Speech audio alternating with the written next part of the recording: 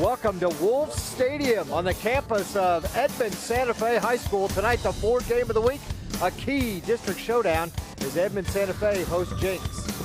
Hi, everybody. Mike Ziegenhorn alongside me, Dion Amade, and what a big game this is. It's week 9. The weather is perfect for this football game, and big implications in this one. Very big implications, Zig. Both of these teams fighting for second place in the district, and not only that, fighting for a chance to host a playoff game. It's a very big game on the line here. The key players for tonight's football game, both of them play offense and defense. First, Noah Hernandez. He leads the team in tackles and touchdowns. Noah Hernandez does everything for this Jenks team. He scores touchdowns, he makes tackles. He plays on every special teams, except he doesn't kick the ball. I mean, I knocked him for that, but he does it all for this Jenks Trojan team.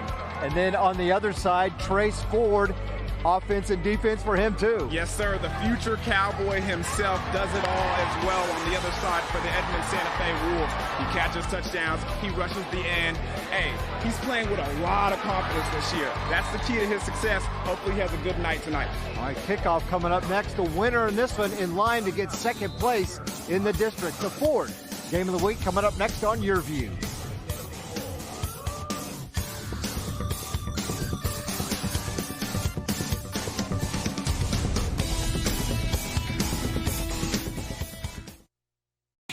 Game Time on YurView is brought to you by your Oklahoma Ford dealers, the best in Oklahoma.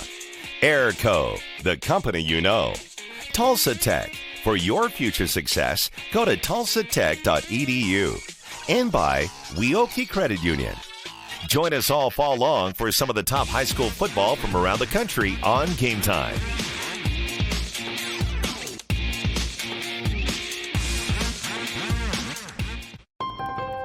During Ford SUV season, find out why more people come back to Ford than any other brand. Here's a reason. We've got room. And here's another. Waze says it's faster to take the side streets. Perfect. And by the way, Ford has won more J.D. Power Initial Quality Awards than any other brand. During Ford SUV season, get 0% for 72 months plus $1,000 bonus cash on Escape, Edge, and Explorer. See your Oklahoma Ford dealer today. Weoki's new money certificate rates are incredible. Transfer money from another institution to a Weoki 35-month certificate and receive 3.05 APY. Yes, that's over 3%. And get a $100 cash bonus for new CD amounts of $100,000 and greater.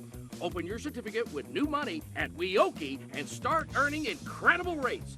Federally insured, rate and bonus are for new money only. Other terms and limitations apply. Contact Weoki for details.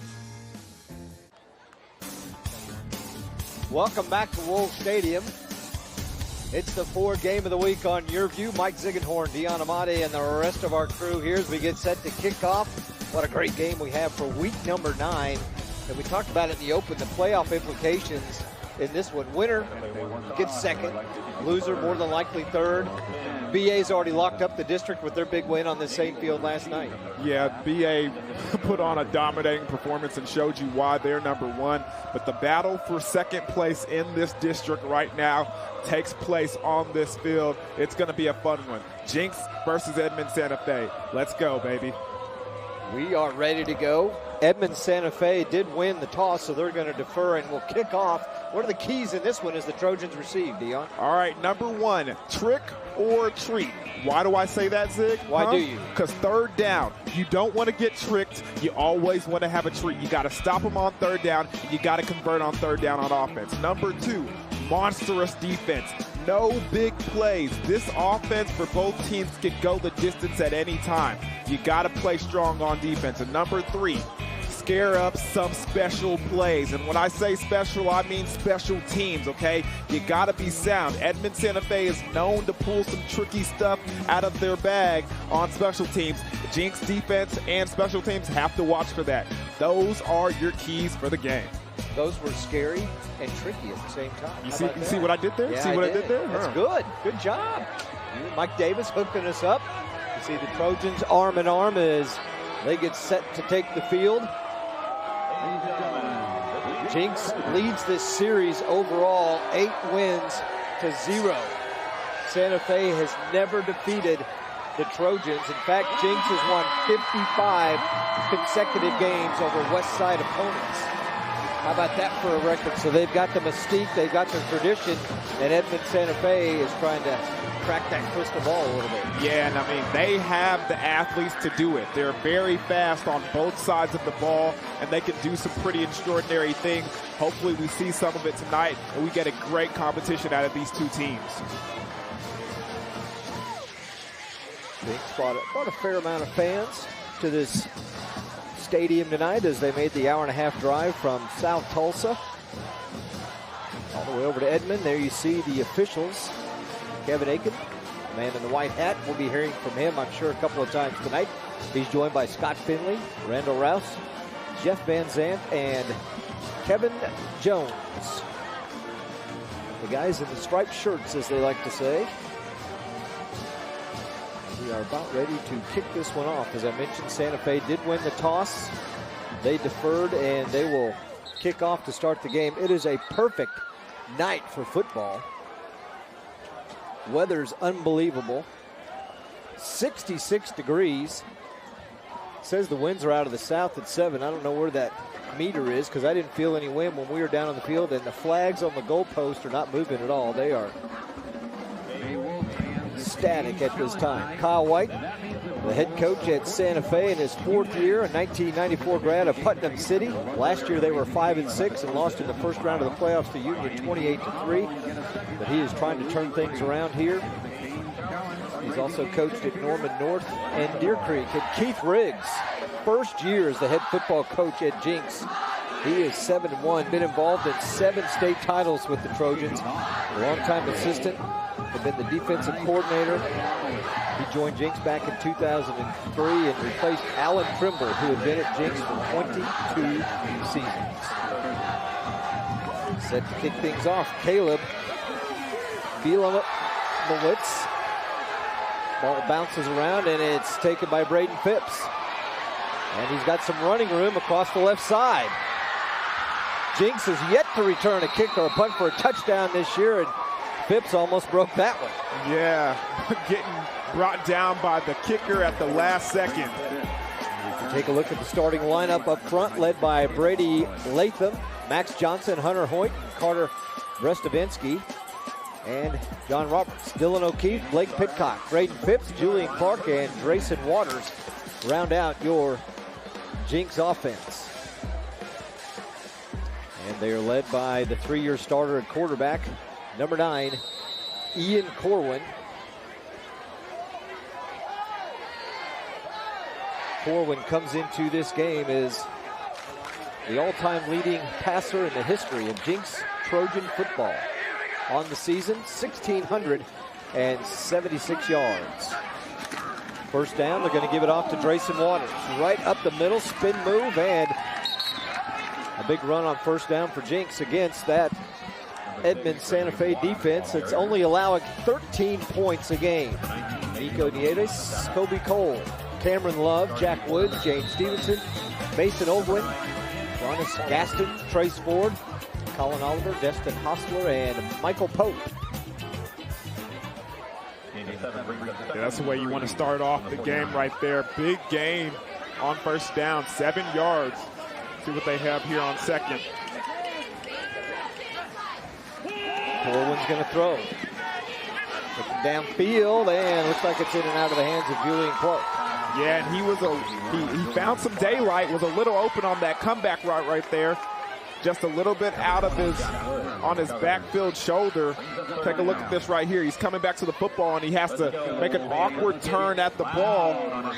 Good job by the defensive back knocking it out late. But you can see from the defensive line, Trace Ford is already getting back there in the backfield that had 2 blockers on him. Going to have a hard time keeping him from getting back there all night. 3rd and short for Jenks. That pass complete. And pass and caught and rolled out of bounds. Blake Pitcock for the Jenks first down. Yeah, nice, excellent route by Pitcock. Just a 5-yard out, good enough to pick up the first down. Look at him, 1-step drop, release, great catch. That's how they draw it up. Nico Nieves is the one who drove him out of bounds, but not before he had the first. Pitcock comes in, 18 catches, 205 yards on the year, also 3 touchdowns to his credit.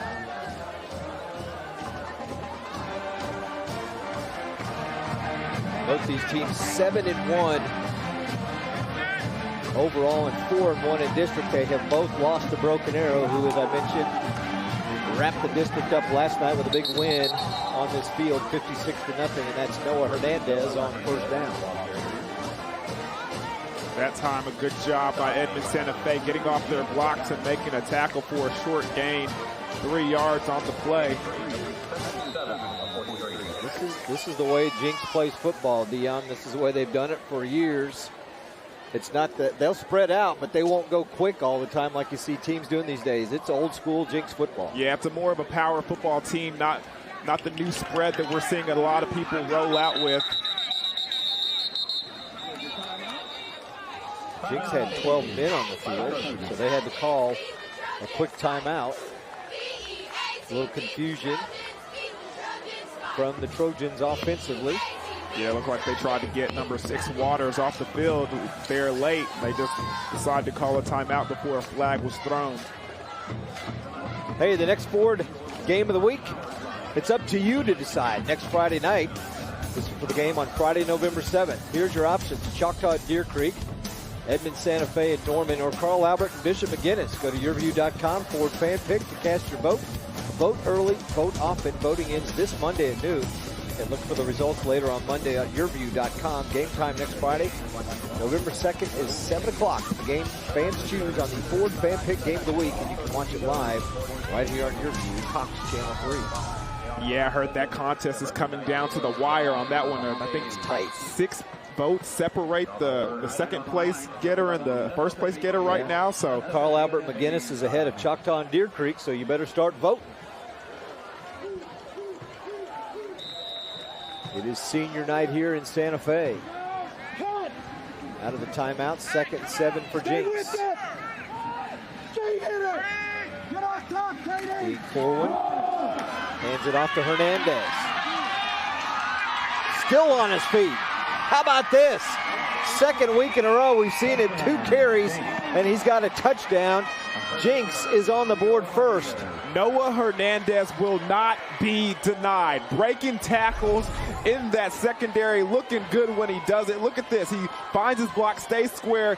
Ankle tackles right there. Arm tackle pulling him back by his jersey. That's Trace Ford right there. A big, strong, physical tackler. Still can't bring Noah Hernandez down. Yes, show off the guns, young man. Show him off, because that was a strong run. 43-yard touchdown run. Barnard on for the extra point. And it is good. Jenks is on top 7-0.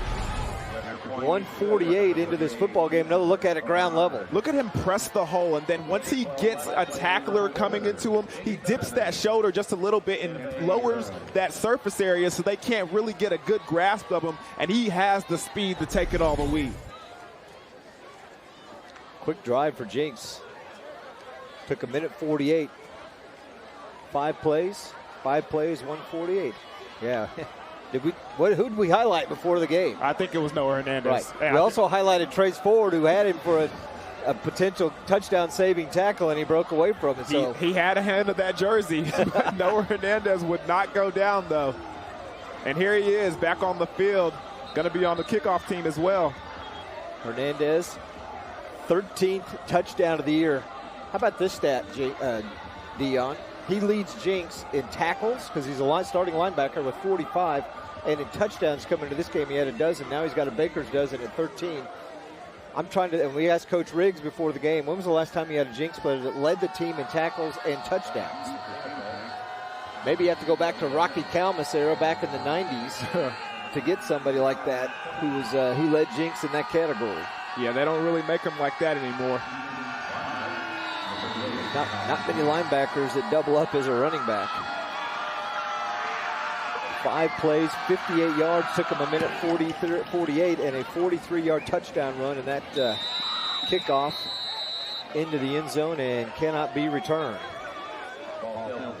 Well, Santa Fe will get their chance to shine on offense. Callan Shetron, Caden Addicks Evan Maples, Corey Spurgeon, Kincaid White, Ryan Denny, Trey Anderson, Yoko Navis, Braden Reichert, and Tyler Travis. Reichert is one of their top receivers on this football team. They had to replace some seniors who graduated a year ago. But they're led by Cannon Hansen, who is also a 3-year starter like Ian Corwin. Look at that. 1,333 yards passing and 10 touchdowns for that senior.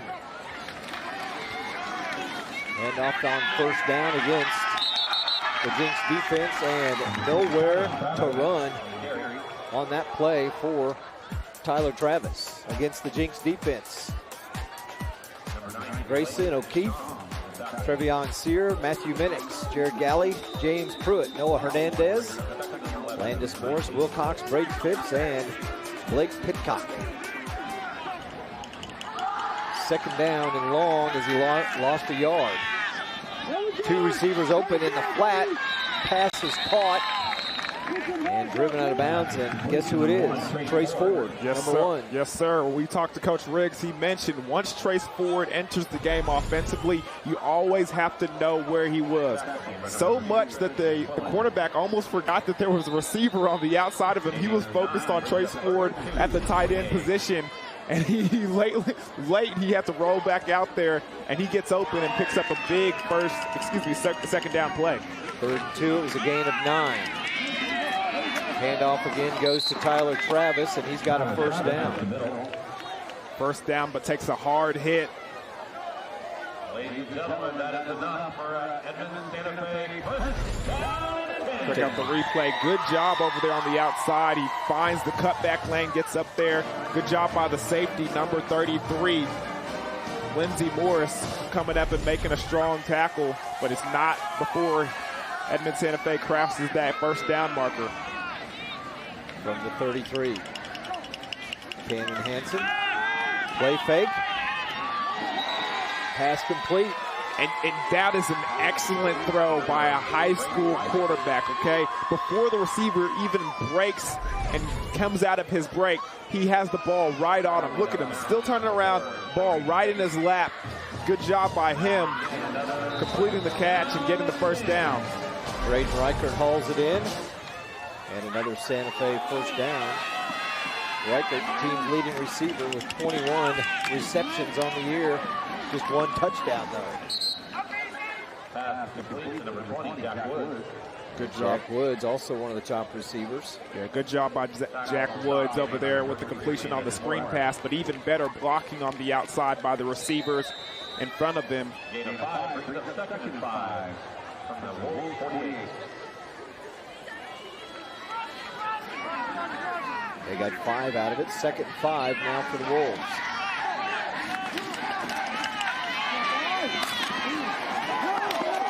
Travis bounced through and off one tackler and kept going and then got pushed back, but he does have enough for another Santa Fe first down, their 3rd here on this drive. Yeah, that was a strong run by Travis. Look at him right here, finds the outside, follows his blockers, and then really take on this tackler right here, break the tackle.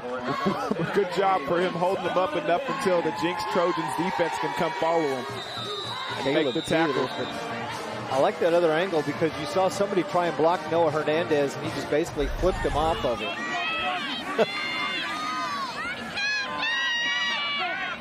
First and 10 for Santa Fe. Jenks rushes just 3. Hansen wide open, and he had Travis, and that could have been another big game because nobody from Jenks was out there. He had a lot of daylight to run there, Zig. I think we would have been looking at another first down. Look at this right here. He's kind of trying to go downfield. Good coverage by the Jenks secondary, but so much grass in front of him. You can see it on the replay right there. So much green in front of him. Bring up a 2nd and 10. Draw play to Travis. Spins and then runs right into a couple of Jenks defenders, and he goes down. But he got about 4, and that'll bring up a 3rd and long. And it looked like a great play design. You could see all the Jenks defensive line run right past Travis right here. But good job by the linebackers and the safeties coming up and making the tackle. Well-coached team, that's what you see right there, a well-coached team.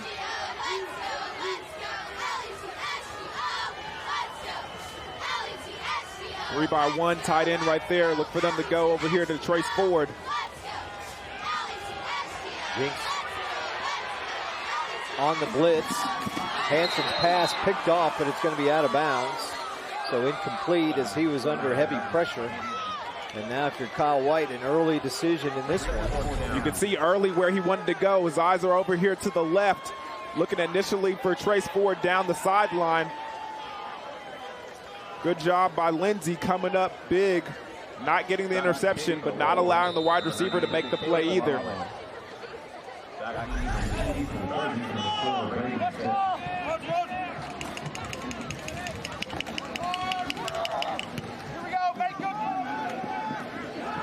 Punt is going to bounce into the end zone. They had a shot at down in that one on the 1 yard line. Jenks leads at 7-0 on the Ford game of the week.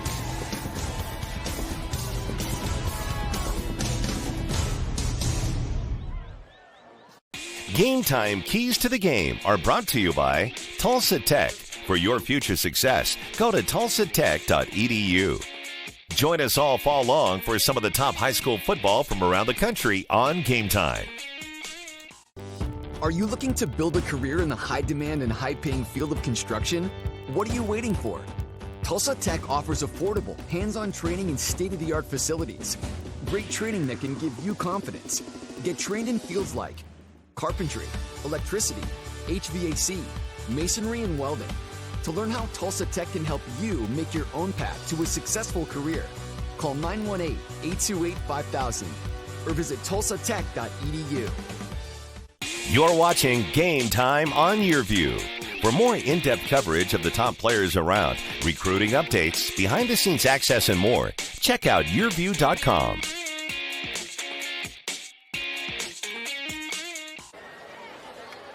And we're back in Santa Fe. We have a holding call against Jenks on the first down play, so you didn't miss anything. So they're going to back him up 10 yards. It was an incomplete pass, which was nullified by the holding penalty, so it backs the Trojans up inside their own 10-yard line. And I imagine that's not going to be the last holding call we're going to see tonight, especially with the speed of this defensive line from Edmond Santa Fe.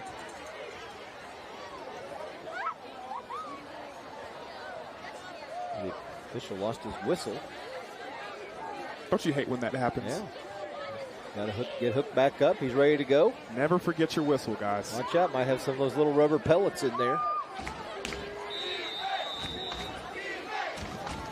But now 1st and 22 for Jenks.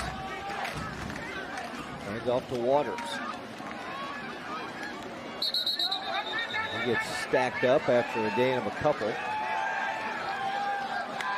Grayson Waters, a senior, move in from Texas. Star at a 5A school down in the state of Texas. Played quarterback as we have an injury. Played quarterback at high school. Sophomore, junior year, moved up here to Jenks and said, well, we've got our quarterback. He's a 3-year starter. How about tailback? He said, okay, whatever, coach. I'll do what it takes to win. And he's done a really good job for the Jenks offense this year. Well, I mean, the story is he came from one of those offenses, those that we don't see a lot of now, kind of those wing T offenses where he was a quarterback, but pretty much he ran the ball a lot. So he's like, well, you ran the ball a lot in Texas. You might as well come over here and run the ball some more. All right, 6:39 to go in the first. Jenks leads Santa Fe 7-0.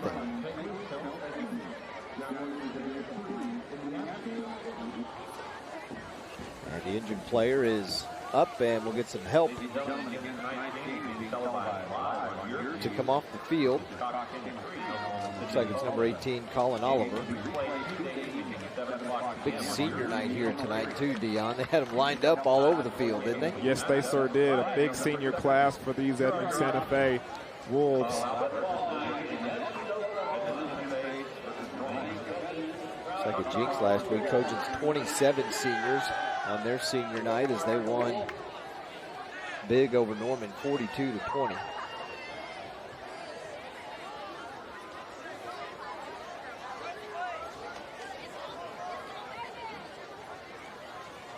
And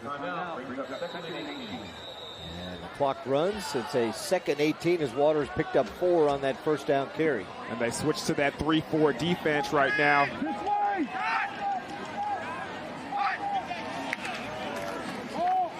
Corwin has Julian Clark. Goes across the 20 and bounced out of bounds. And that's a nice tackle over there on the outside. Trying to see the number. It looks like it's number 20, Jack Woods. Look at this right here. Just a 10-yard out. Sees the defender and flips it over on the top. Takes out those legs. Still, though, great job picking up a good chunk of yards and making it a manageable third down. You're looking at a 3rd and 8 right now. See what they dial up here. Looks like they got bunch receivers to the boundary side of the field. Got man coverage up top. Look for them to attack that wide side. See how far they got the split out wide. Screen pass. And Waters gets nowhere as Santa Fe did a great job defending that. They sniffed that out right away, Zig. They sniffed it out right away. James Stevenson coming up and making the big tackle. Look at this. They swing out the wide receiver. As soon as they see it, coming from his safety position, making the big tackle. Junius Gaston was the one who pulled him down, number 23. 45 tackles. One of the leading tacklers on this Santa Fe team.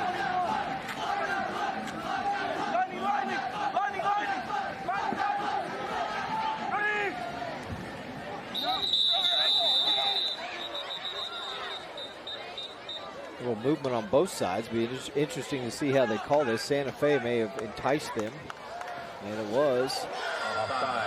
So it's still 4th down. Not enough for a first down for Jenks. Dead ball, encroachment on the defense, remains 4th down. But those are little things, Zig. And when you're playing a team like Jenks, you have to have those yards. Your offense needs every inch they can take. You can't make mistakes like that if you want to beat a team like Jenks. You'll see how much it pays here offensively. Aiden Phipps gets the punt off, and it's going to take a Trojan bounce. And you're right. There's 5 extra yards. The ball rolls down to about the 22. See, and that's a chance for your team to have good field position, great chance to go in and take it in for a score, and now you're all the way back on the 22-yard line. You got it. That was a chance to flip the field. And now Jenks does a great job of getting out of their own end zone and with a great punt, putting you back in a situation where their defense has a very probable chance of playing good defense.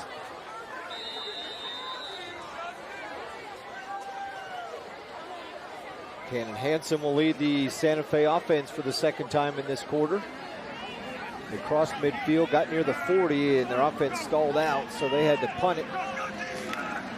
The defense did the job and held Jenks to a 3 and out. And now on first down, Tyler Travis. Maybe picks up 2. And although that was only 2 yards, it was a tough 2 yards. It was a tough 2 yards, and it was a great vision by Travis, seeing the cutback lane and attacking it early, because all those Jenks Trojans had the outside contained and they had the angle on them. So a good job by him seeing that early, getting the cutback lane and just taking what he can get. 988 yards rushing coming into this contest. Hansen again, out in the flat area and upfield, incomplete. That'll bring up 3rd and long for the Wolves. And you can see that Jenks Trojan defense roll to cover 3. They showed it early, but still it was enough for them to sneak it out. You can see the safety was over the top. Good job by the outside linebacker coming out and picking up that 5-yard out. And it's incomplete pass. Intended for Caden Atticus, junior tight end. And Bill Cox was there.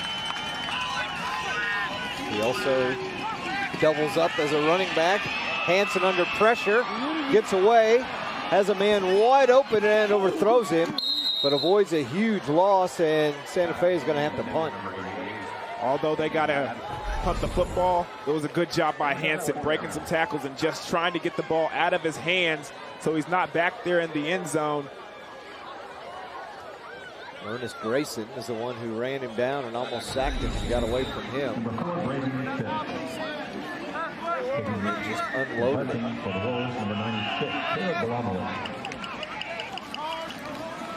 Caleb Balamowitz, the punt. Well away from Braden Phipps. It takes a little bit of a Jenks roll right at about the 41-yard line.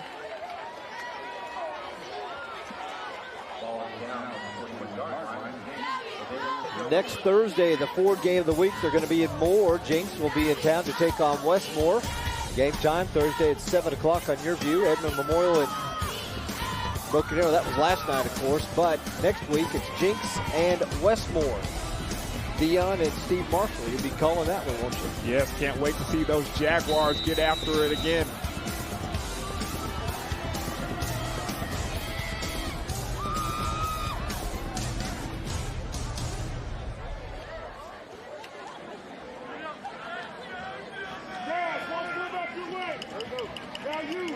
Jenks' third offensive possession here in the first quarter. Fake to Waters. Pass out to Phipps. Spins his way forward for about 6 or 7 on first down. And it's a good job by Phipps, seeing his blocking and attacking the outside. This cornerback right here jumps inside. You can't jump inside on the outside screen. Phipps sees that, takes the outside lane, and gets a big chunk of yards on first down. Jenks scored minute 48 into the game on a Noah Hernandez 43-yard touchdown run, his 13th TD of the year. Second down, Ian Corwin.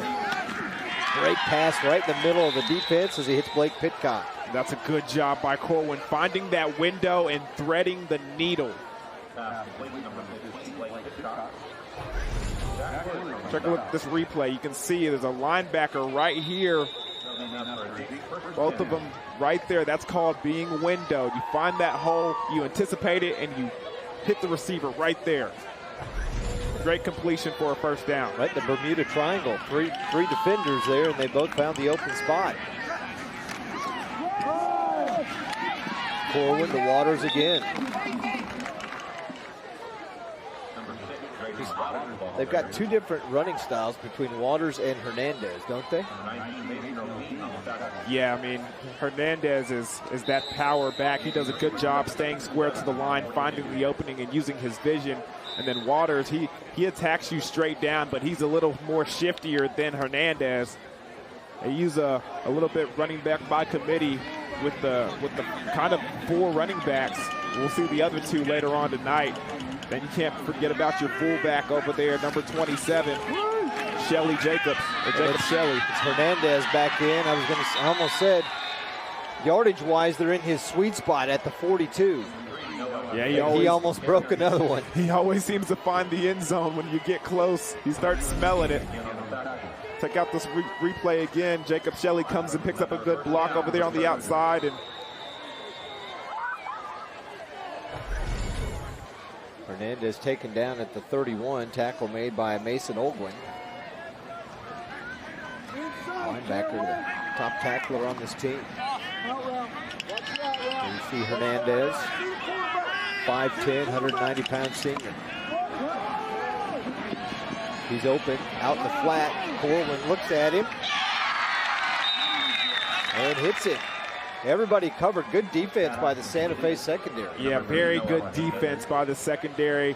And I think Jenks' offensive line might have got away with the holding call. You can see Trace Ford right here. I think they let go just in time before the ref can actually decide that it's a hold. And he's able to make an elusive play back there, Corwin is, and then find Hernandez.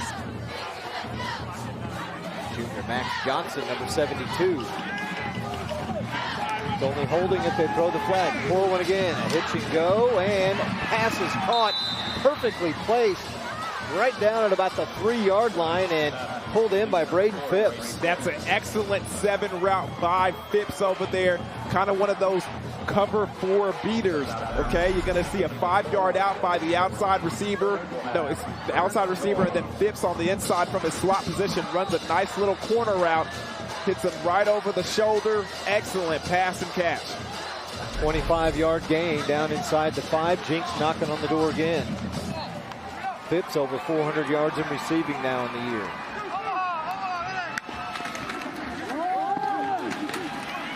Keeper, run up the middle by Corwin. Touchdown for Jenks. Ian Corwin. And they just take QB power over there to that right side. It's an easy touchdown for Corwin. Take a look at the replay. Hernandez leading the way. They have a puller coming from the left side. He breaks a couple of tackles and reaches the ball over the goal line for the Jenks Trojan touchdown.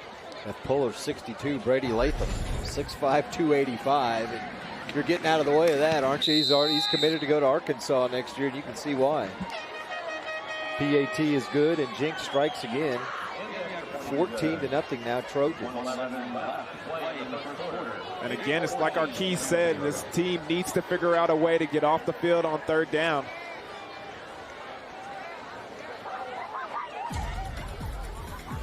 Don't forget the Over the Middle podcast with your host, Jeremy Crabtree. An interview with Husker Online's Sean Callahan discussing the Nebraska football program. Check it out at YurView.com. With your host, Jeremy Crabtree. Scott Frost going to get things turned around there in Lincoln. They finally won a game. They're going to get the ball rolling in the right direction. My cousin actually plays for that team, the Nebraska starting running back number 22, Divine Oakley-Bull. Got a big touchdown last week to help the Cornhuskers get in that win column. Very nice. Hopefully they can get a couple more. We need to have some of those old school blue blood programs, as they call them, like Nebraska, back in the national spotlight. They left the Big 12.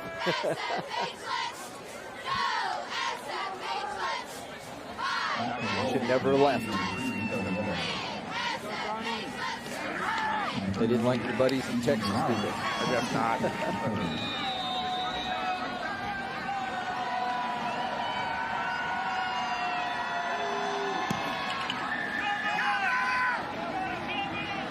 Kickoff is short. And taken a run forward by Talon Shetron, and he is tackled right just as he gets across the 21-yard line. Or the 20-yard line. How about the scoring drive, Dion? A nice drive by the Jenks offense. Yeah, kind of prototypical, that Jenks Trojan drive. You see that pitch over there to the left side. Hernandez takes it for a first down, and then that big corner route over there by Phipps, making the great completion, and then Corwin finished it off with the quarterback power up to the right side and into the end zone. 6 plays, 59 yards as they put it in the end zone and go up 14-0. Now this Edmond Santa Fe offense needs to put together a couple first downs and try and get the ball down the field, at least to Jenks Trojan territory. Hand off. Goes to Travis. No, not to Travis that time. Looked like it was number 29. Ethan Heisch. Santa Fe, Dion, defensively, giving up 13 points a game. Only one team this year has scored more than 14 on them. That was Broken Arrow, who beat them 35-7. Everybody else has scored 14 or less.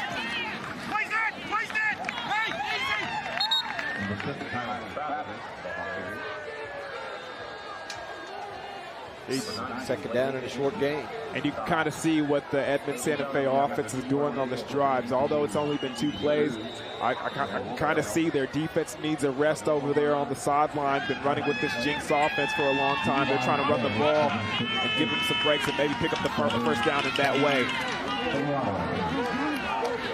Looks like they have it over here on this play. They do, and that'll be an end of the quarter. Heisch runs into a pile, and that'll be the end of quarter number 1. It is a first down, but Jenks is up 14-0. You're watching the Ford Game of the Week on YurView.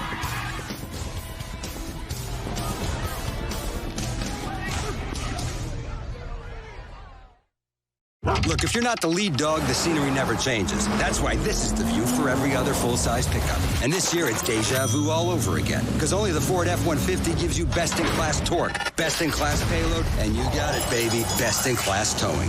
This is the big dog. This is the Ford F-150. It doesn't just raise the bar, pal. It is the bar. Now get 0% financing for 60 months plus $4,250 cash back on a new F-150 at your Oklahoma Ford dealer today. Weoki's new money certificate rates are incredible. Transfer money from another institution to a Weoki 35-month certificate and receive 3.05 APY. Yes, that's over 3%. And get a $100 cash bonus for new CD amounts of $100,000 and greater. Open your certificate with new money at Weoki and start earning incredible rates. Federally insured, rate and bonus are for new money only. Other terms and limitations apply. Contact Weoki for details. Winter's just around the corner, so it's a great time to replace your furnace before you need it most. A planned replacement can save you thousands of dollars while improving the comfort and efficiency of your home. Don't get caught in the cold. Call Airco Service today. The company you know. No one thinks about their water heater until it fails. At that point, you have a huge mess on your hands with water damage everywhere. A planned water heater replacement can save you a lot of trouble. Right now, you can save big on a new high-efficiency water heater. Call Airco Service. The company you know. We're back at Wolf Stadium on this beautiful fall Friday night, the final Friday in October, week 9 of the high school season. Only 1 week left of the regular season. Jenks ahead of Santa Fe, 14-0 first down. Cannon Hansen nearly picked off by Braden Phipps as it's tipped away. And the winner of this one will lock up second place in the district. Loser most likely third, as Broken Arrow has already locked up the district title. And take a look at this. Nice pass, but good defense. Yeah, you know how the saying is, if you're even, you're leaving right there. Well, I mean, Phipps was not about to play by those rules. He does a good job defensively of pressing the receiver towards the sideline and then making a play on the ball at its highest point. Second down. Flag comes flying in. You heard somebody yelling face mask. I think that was from the Edmond Santa Fe sideline. And all of a sudden you see a flag come flying out, and I think Jenks did pull the face mask that time of Ethan Heisch. Got a personal foul, face mask. Results in a first down. Personal foul, face mask on the defense. 15 yards, results in a first down. Big penalty against Jenks, and helpful to Santa Fe. Take another look at it inside here. Yeah, you can see there's one face mask. The defensive end trying to get off his block and then just reach out and just grab a piece of cloth on the ball carrier, and he ends up grabbing the face mask. Ernest Grayson, the guilty party. Hansen again. Overthrows his intended receiver, Great Riker. And it seems like that one just got away from Henson just a little bit there. Good job on the hard count, though. Kind of hesitating the defensive line for Jenks and giving them enough time to get that pass off.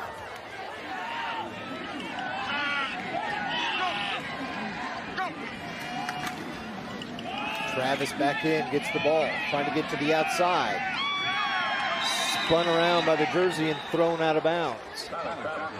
Yeah, and that was a good job by the defense coordinator for Jenks right there, because he's doing a good job. He's seeing that they're starting to run the ball a lot, so he's rolling those safeties down. This time he rolls down Morris in that cover 3 look, and he's right there at the nick of time to make the play and stop them on first down.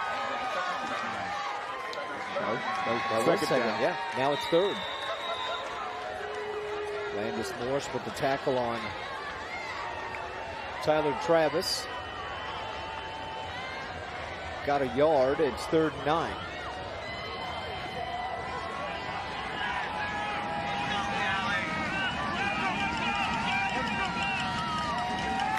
Hansen again under pressure. Rolls out, and this time he's sacked. In the backfield, Tristan Quillen. Yes, they do it again. Cover 3, rolling down the safeties. And this time they send an outside blitzer with the linebacker. They send more than one. It's 2. Running back picks up the inside blitzer, but number 2, Tristan, does not get picked up, and he makes the sack. Just a fingertip tackle over there. Henson almost got away from him. Loss of 15 for Hanson and the Santa Fe offense. Tristan Quillen was in the backfield.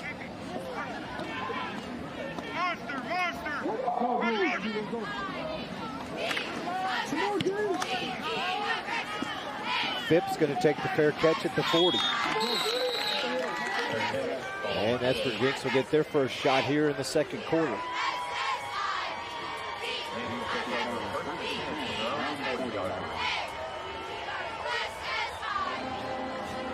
Take a look at what Braden Phipps has done on the year. And that big 25-yard catch earlier, and part of that drive too. He had a nice 6 or 7 yard catch to get the drive started, but that 25-yarder just perfectly placed by Ian Corwin right at about the 4-yard line going out of bounds. It's always a hard route to defend as a safety. And when you throw it like that, it's even harder. Corwin on first down. And that pass is complete to Julian Clark. It's a good job by Clark getting open late. Excuse me, getting open early, because they had set some blitzers up in that B gap. Corwin took a hit after he threw the ball, but not enough to knock him to the ground. See Clark on the season coming into this game, 5 touchdowns and nearly 600 yards receiving.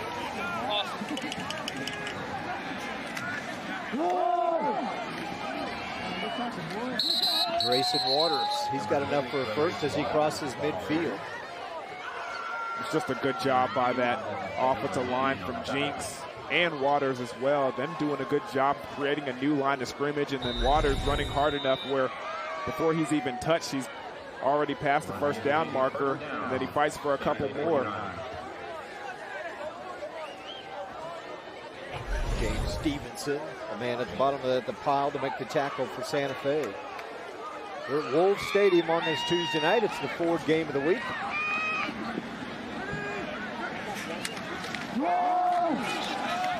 Waters trying to get outside, nowhere for him to go.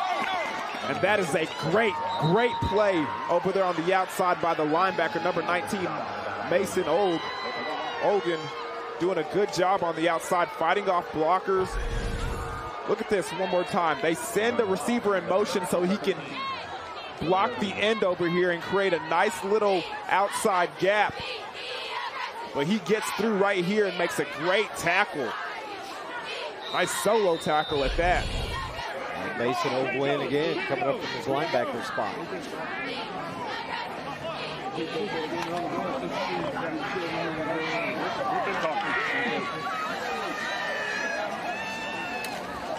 Loss of 3. Corwin under pressure, gets away, has a wide open Blake Pitcock, and just can't get the ball to him.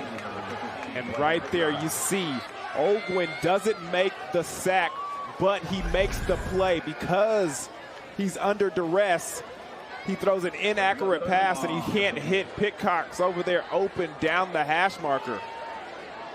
Trace Ford limped off the field, Dion, and that's not a good sign if you're Santa Fe.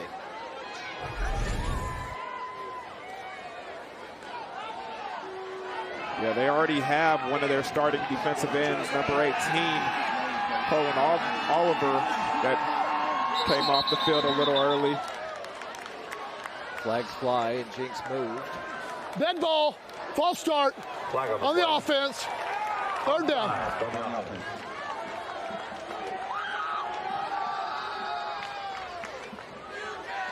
Take a look at Keith Riggs, part of this successful Jenks program. Joined him in 2003 and definitely has a long history with Alan Trimble and all the success that Jenks has had over the years.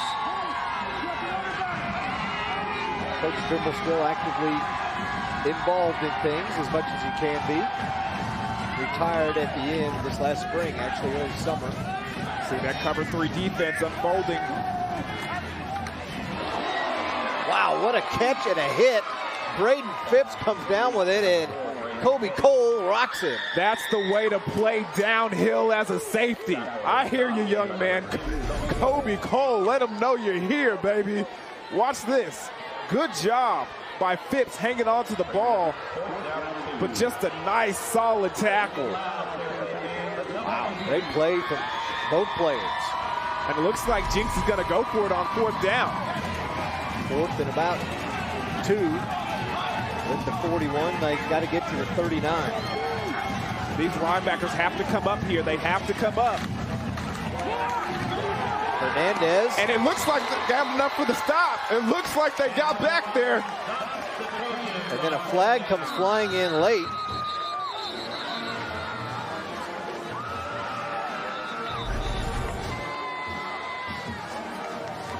See what happens. If that's against Santa Fe, maybe enough for, well, it'd be post-possession, so I think it would still be Santa Fe's football. Let's see, as the officials huddle. Kyle White looking on. And I didn't see what transpired there. There's a little giving him the business down here in front of the Santa Fe sideline, and one of the Jenks players' helmet got ripped off. And that fired up Jenks.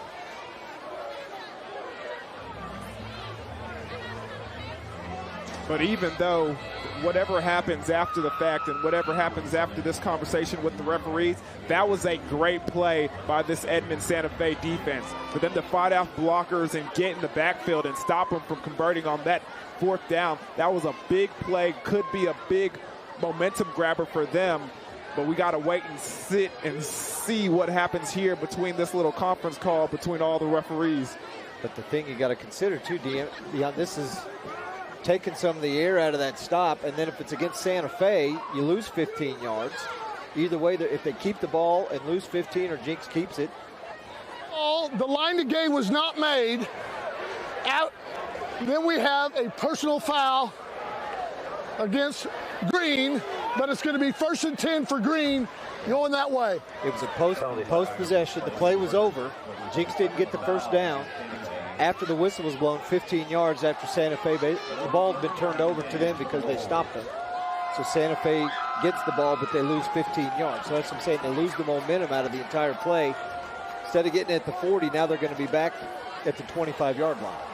All I can say is they always catch the guy who reacts second.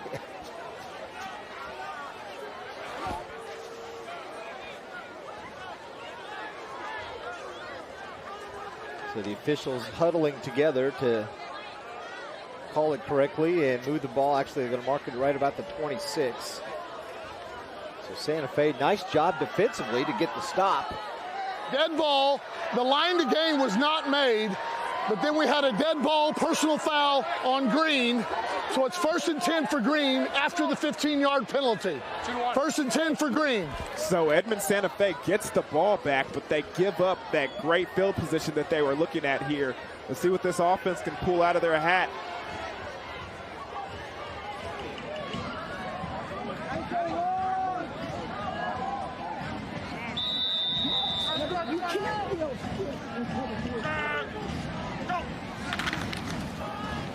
Hansen hands it off to Travis. He spins forward, picks up about 3. Early in this half, Travis has been running very hard for these Wolves. Just a junior. On the night, 8 carries, 23 yards. So he's over the 1,000-yard mark on the season, came in with 988.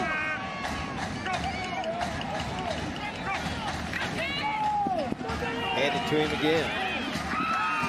And nowhere for him to go. Santa Fe 2 on the season, Dion. Their offense has been lighting it up, averaging 33 points a game.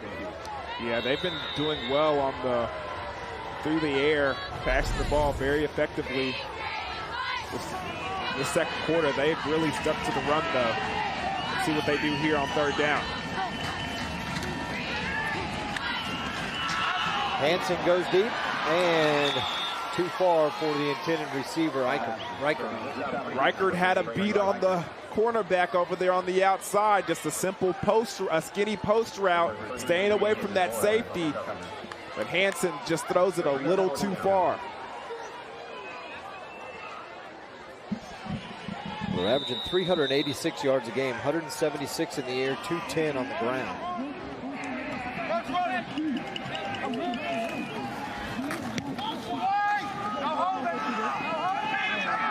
Nice punt.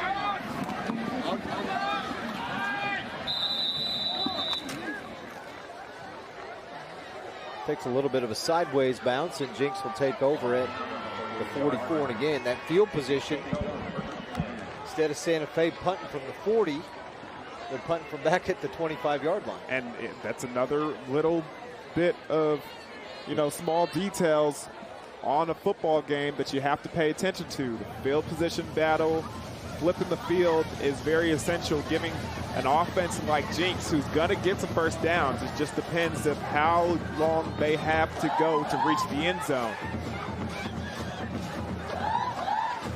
Look at the wide splits of these two receivers at the top of your screen right here. Anticipate something going to that side over there. Corwin hands it off to Grayson Waters.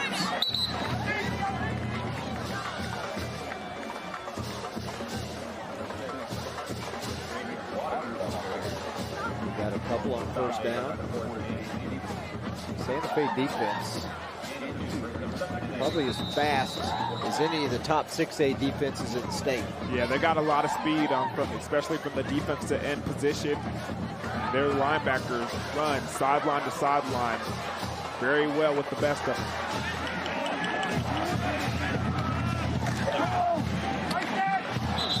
Corwin bounces that pass.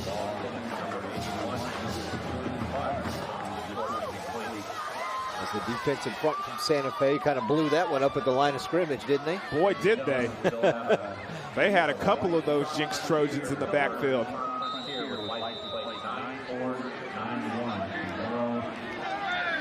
See Trace Ford, number 1, the leader on defense and one of their top playmakers on offense, but we haven't really seen him do much offensively tonight. Well, I think he has 1 catch.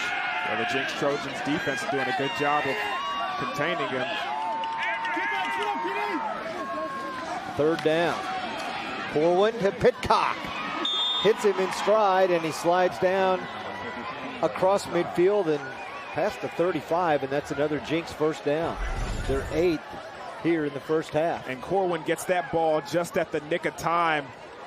You can see Trace Ford doing all he can to stop this Jenks offense.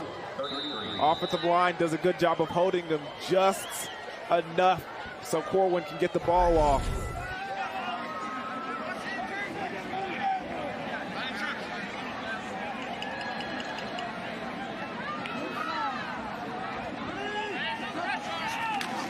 Corwin on first down, has time and protection, almost picked off, and then I don't think Julian Clark thought he was going to even have a shot at it. Went right by him too, didn't it? Yes, it sure did. Good job, good effort by both of those guys over there. Check out the replay over here. Just a nice post route, and the safety comes in late. Ian Corwin doesn't see him come from the other side, but it's just a little too high. Colby Cole tipped it enough and upset the rhythm of Clark. And I tell you one thing. Corwin hits Clark out in the flat that time, and he's got the first down. And you can see they're spacing out those wide receivers so they can get the linebackers to come outside of the box. Once they don't do that, they stay in to protect the run. They're hitting those screen passes to the outside and taking advantage of the yards that Edmond Santa Fe is giving them.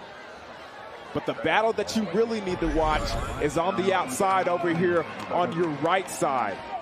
Left side of the Jenks offense, you got 2 D1 athletes going at it with Trace Ford and then number 62 over there, the outside. Brady Latham. Brady Latham, the Arkansas commit. Both of these guys are really taking it to each other, and it's fun to watch that matchup as the game goes along.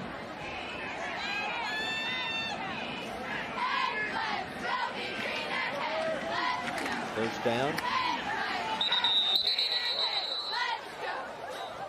Waters again on the handoff, nothing up the middle. You can see why this Santa Fe defense is so solid and what they've done all year long, just averaging, giving up 13 points a game. Yeah, they're doing a great job tonight as well. They just need to get off the field on third down. If they can do that, they'll be playing even better and be sitting on the sideline drinking some Gatorade. But right now, Jenks has been able to convert every time they've seen that 3-down marker come up.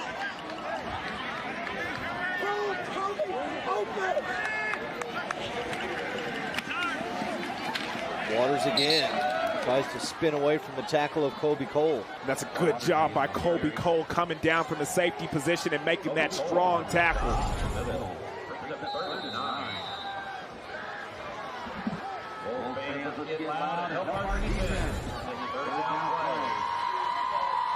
Third and 8. Dion's headed to the sidelines for halftime. Don't forget the Giga Blast halftime show. And we'll have the Wyoke Kick for Cash, stats, highlights, and much more. Corwin hits Pitcock again. He's going to be shy of the first down. Jenks needs to get to the 14. They're right at the 15-yard line.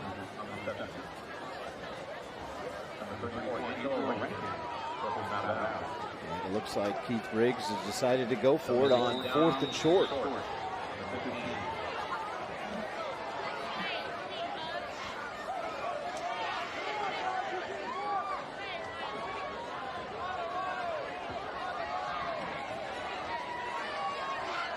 On the year, the Jenks offense averaging better than 36 points a game. Corwin's going to keep. He's got the first down. Actually, that's Waters. No, it is Corwin, 9. He's got the first down inside the 10 to about the 7. Take another look. Plenty of blocking up front. So much Noah Hernandez was looking for somebody to block, and Corwin picks up the first down. Tackled when he gets to the secondary. Angelo Rankin was in there. One of 2 Santa Fe players. Jenks, a nice little drive working, close to 3 minutes of clock time. A little more than 3. They took over with about 6:23 to go in the half. And we're going to take a break. You're watching the Ford Game of the Week. Jenks up 14-0.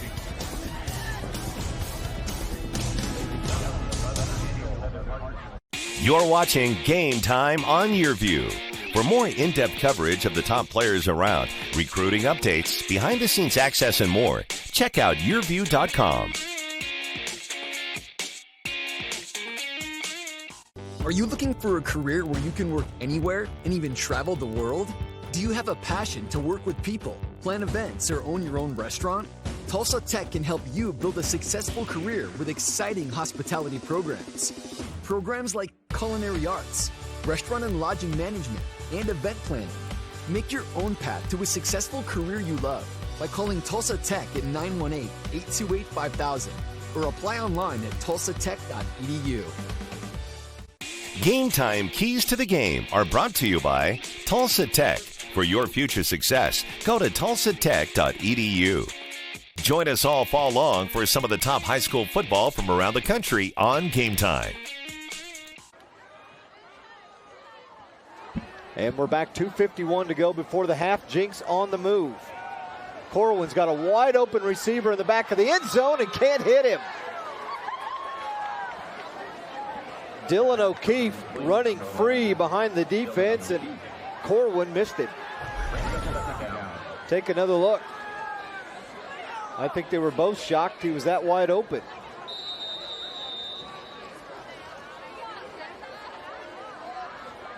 Just out of the reach of his fingertips. That'll bring up a second down and 7.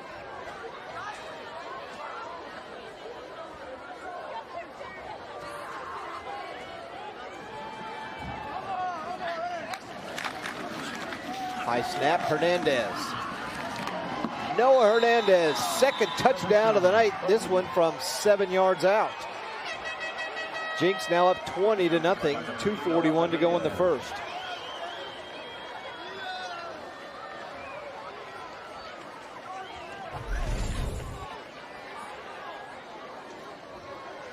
One more look at it. Nice blocking up front. Hernandez gets into the secondary and carries it into the end zone.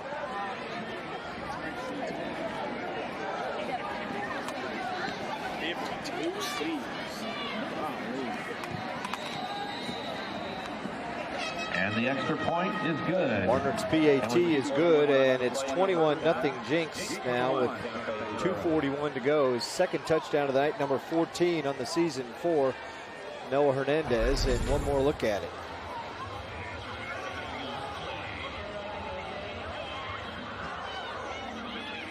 Plenty of room for him to run through the 5 and through the defense into the end zone. And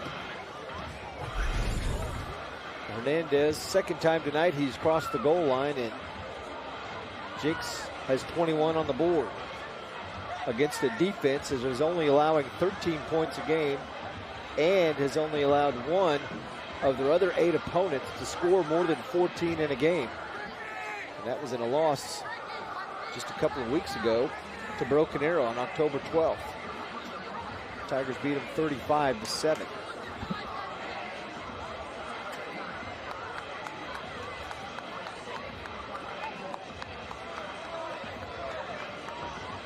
So 2:41 to go in the half.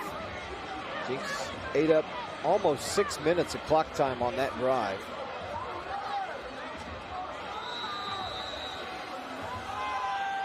Started at 6:23.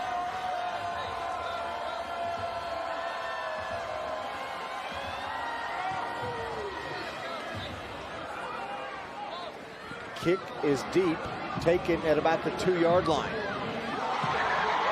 Nice cut. Up to the 40-yard line as Nico Nieves makes a nice move and gets some positive yards. One more look at it, Dion. And that's very important because now you're getting ready to set up the 2-minute drive over here.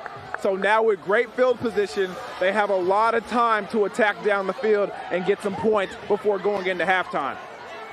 Well, he almost dropped the ball at the goal line, got settled, and then right there makes a nice move. Cuts behind his blocking and heads up field. Grayson Waters is the one who tackled him.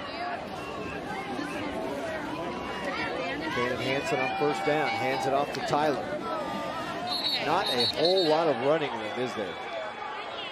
Not at all. Defensive line from Jenks is doing a good job of getting off blockers and making tackles. Tackle made by number 90, Blake Mitchell. Santa Fe does have all 3 of their timeouts left. Jenks has 2 as they took one in the first quarter.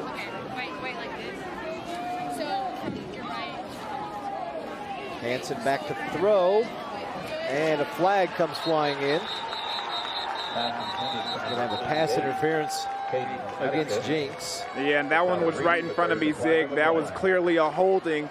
He did a good job of trying to hide it. He was very close on the defender, but you can see him tugging on that jersey back there. On the defense, 15 yards, results in a first down.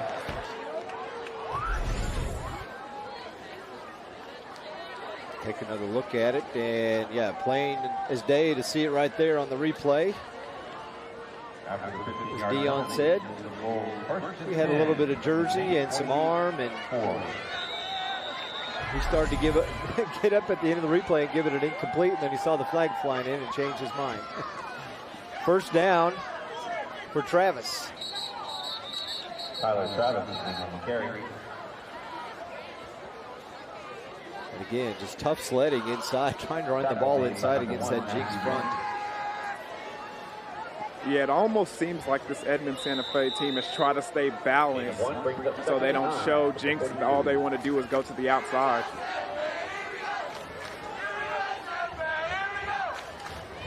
Clock continues to wind. Minute and a half to go in the first.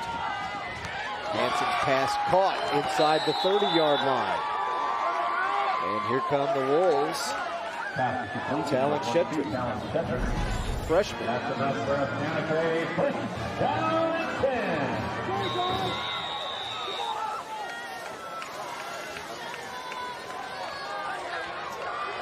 Santa Fe quickly to the line.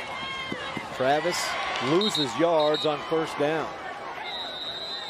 Santa Fe is going to call timeout. Number 28, timeout taken by the Wolves. Be sure to join us for the Giga Blast halftime show. We'll have the Wyoki kick for cash, first half highlights, stats, and more coming up on the Giga Blast halftime show. Dion, I think you gave away some cash last night, didn't you? Yeah, I sure did. Had a great kick. Austin Winty making it through the uprights. Could have probably made it from 40. Chris Sackett is here from Wyoki. Like the fact that they're a big sponsor of our halftime show here on this west side of the state.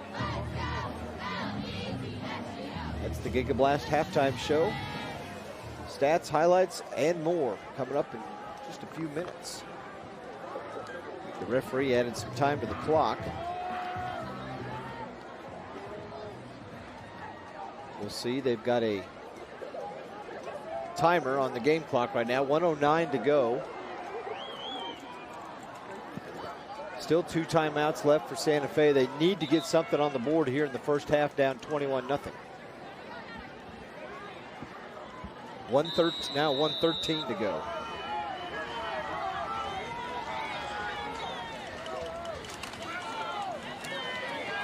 Hansen gives it off to Ethan Heisch.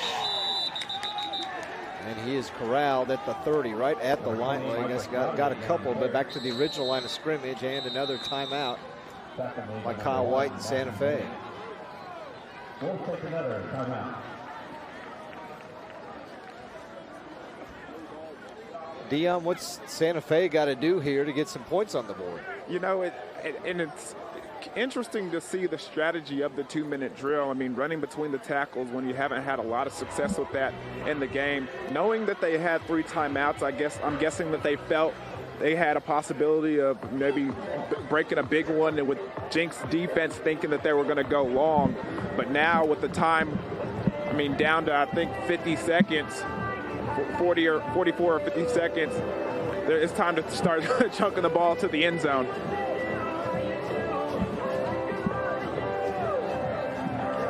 Third and long right now.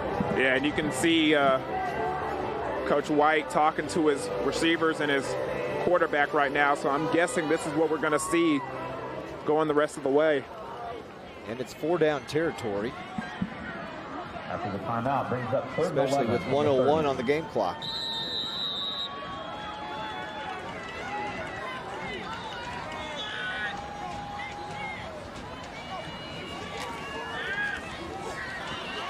Hansen throws it, and nobody out there, incomplete. The only ones that were there were 3 Jenks defenders.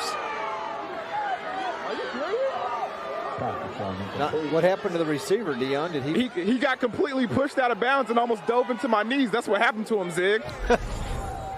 I'm curious where the flag is. I mean, there he is right there. Wow. Yeah, nice jump, Dion. Very nice. You see, I still got a couple athletic abilities in my legs real quick. That might be our play of the night. Every now and then I get up there. And Santa Fe burns their final timeout. Kyle Waits talking to the referee about how do you not call that? And he's like, not my call. They are completely upset over here on this sideline, Zig. You could even see Trace Ford over here pleading his case. And there you go. There's the flag from the referees. They're going to have what? Personal foul, unsportsmanlike against Santa Fe. Chewing on the referee too much. Dion, you had a nice move. You're going to have to see it at some point. That speed and quickness. You see me, Zig? Yes. I'm not going to confirm or deny that my hamstring is a little tight right now, but you know. It's hard to tell when he got pushed because, and I may be wrong, I'm going to have to check with my high school, and you might check with the referees if you get a chance, but there's no pass interference in high school unless the ball's in the air. So if he got shoved before the ball was thrown, then there's not pass interference. I don't know. I think about 5 yards past down the field, if you're pushing and you're making contact, I think it's a personal foul. And seeing from that angle, it looked like the ball was in the air when he got pushed. So it is a 15-yard unsportsmanlike penalty against Santa Fe's sideline. Moves him back to the 45. Jenks might have gotten away with one right there. Wow. Dion was lucky that he didn't take a tumble. Unsportsmanlike conduct on Green.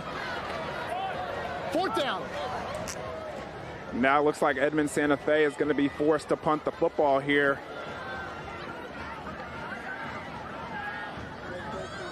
Caleb Bielamowitz. I'll get it right. Bielamowitz. 55 seconds to go in the half.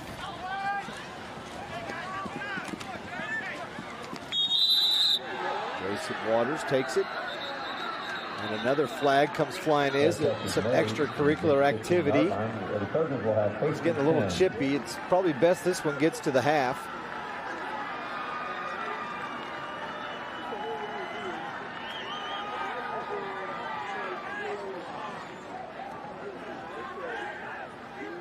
Again, the officials huddled up again. 49 seconds to go in this first half. A lot on the line in this football game tonight. Second place in the district.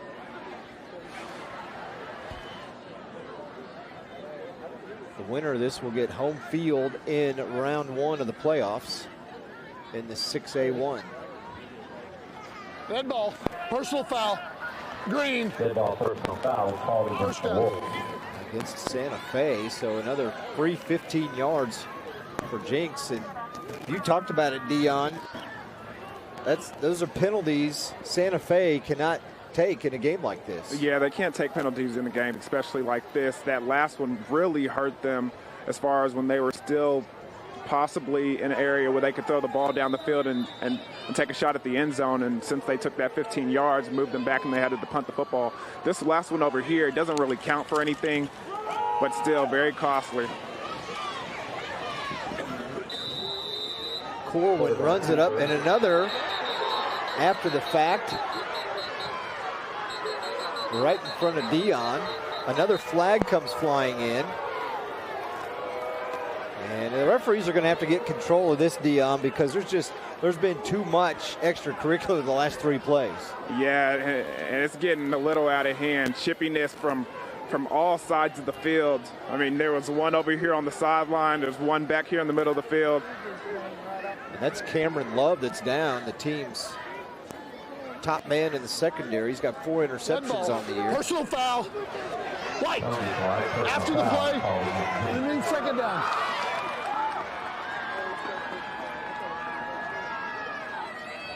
Kind of surprised. I know Keith Riggs wants to put points on the board, but I think at some point with 44 seconds left, Dion, correct me if I'm wrong, you may just want to run out the clock and get out of here. Go to the locker room and let everybody cool down a little bit. I saw the coaches request that the ball be put in the middle of the field. I anticipated they were just going to take a couple of knees and take this one into halftime. And Cameron Love does come out as Jenks gets ready to snap the ball again.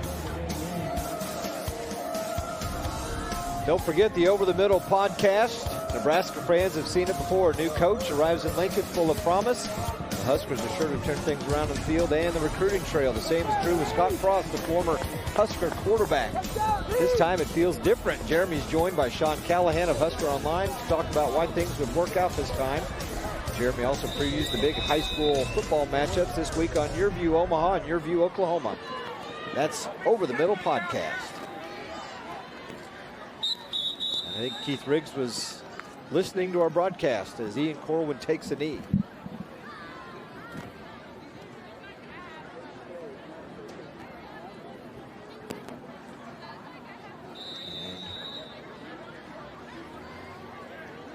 Jenks will have to snap it twice more.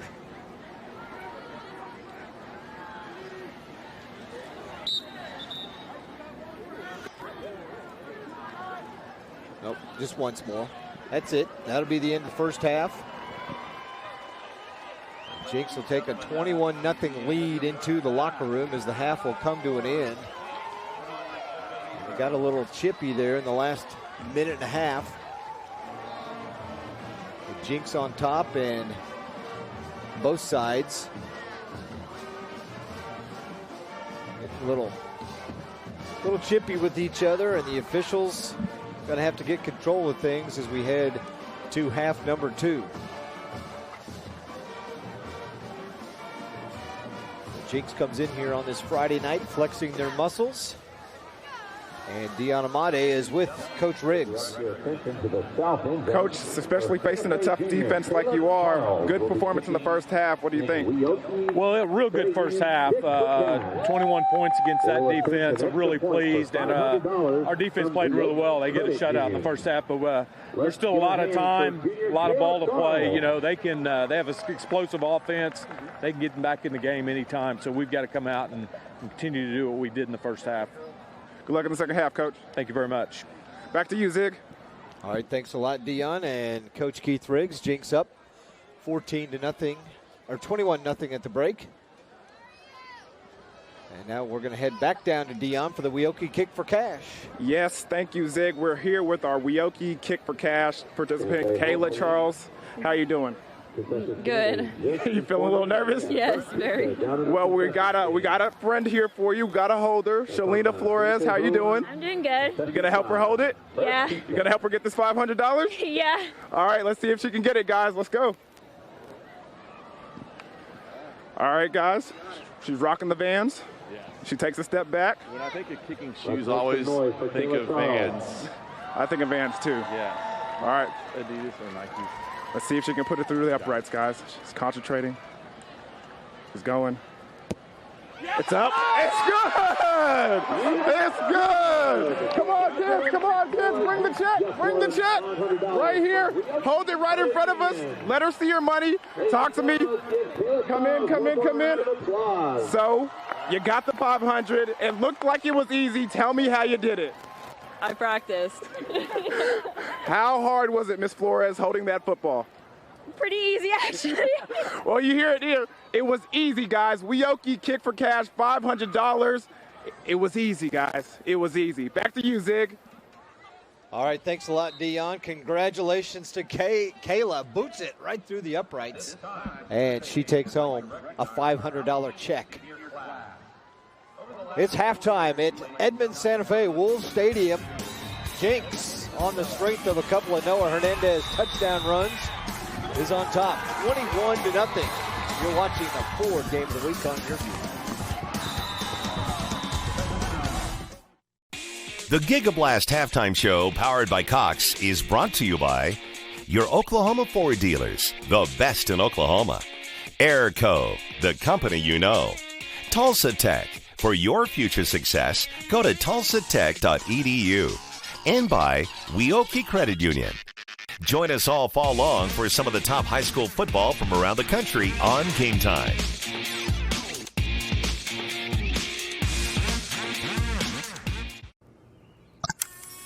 Good morning, Bella. Good morning. Are you ready? Yeah. Bye, little monkeys. Yay, Bella! Hold still. Almost done. Oh, Bella, I really love playing with you. Thanks, Grandma. I really like our visits. Whatever tech tomorrow dreams up, you'll be ready with GigaBlast. Future speed internet is here from Cox. During Ford SUV season, find out why more people come back to Ford than any other brand. Here's a reason. We've got room. And here's another. Waze says it's faster to take the side streets. Perfect. And by the way, Ford has won more J.D. Power Initial Quality Awards than any other brand. During Ford SUV season, get 0% for 72 months plus $1,000 bonus cash on Escape, Edge, and Explorer. See your Oklahoma Ford dealer today. Hey, high school football fans, you want your school to get that VIP treatment? Here's your chance. You choose which game will be the Ford Game of the Week, November 2nd. Here are your choices. Carl Albert at McGinnis, Edmond Santa Fe at Norman, or Choctaw at Deer Creek. To vote, go to yourview.com/FordFanPick. Vote early, vote often, and tell your friends. You vote, you decide. Winners will be announced on October 31st. For more information and the best in high school football, go to yourview.com. You're watching Game Time on YurView. For more in-depth coverage of the top players around, recruiting updates, behind-the-scenes access, and more, check out YurView.com.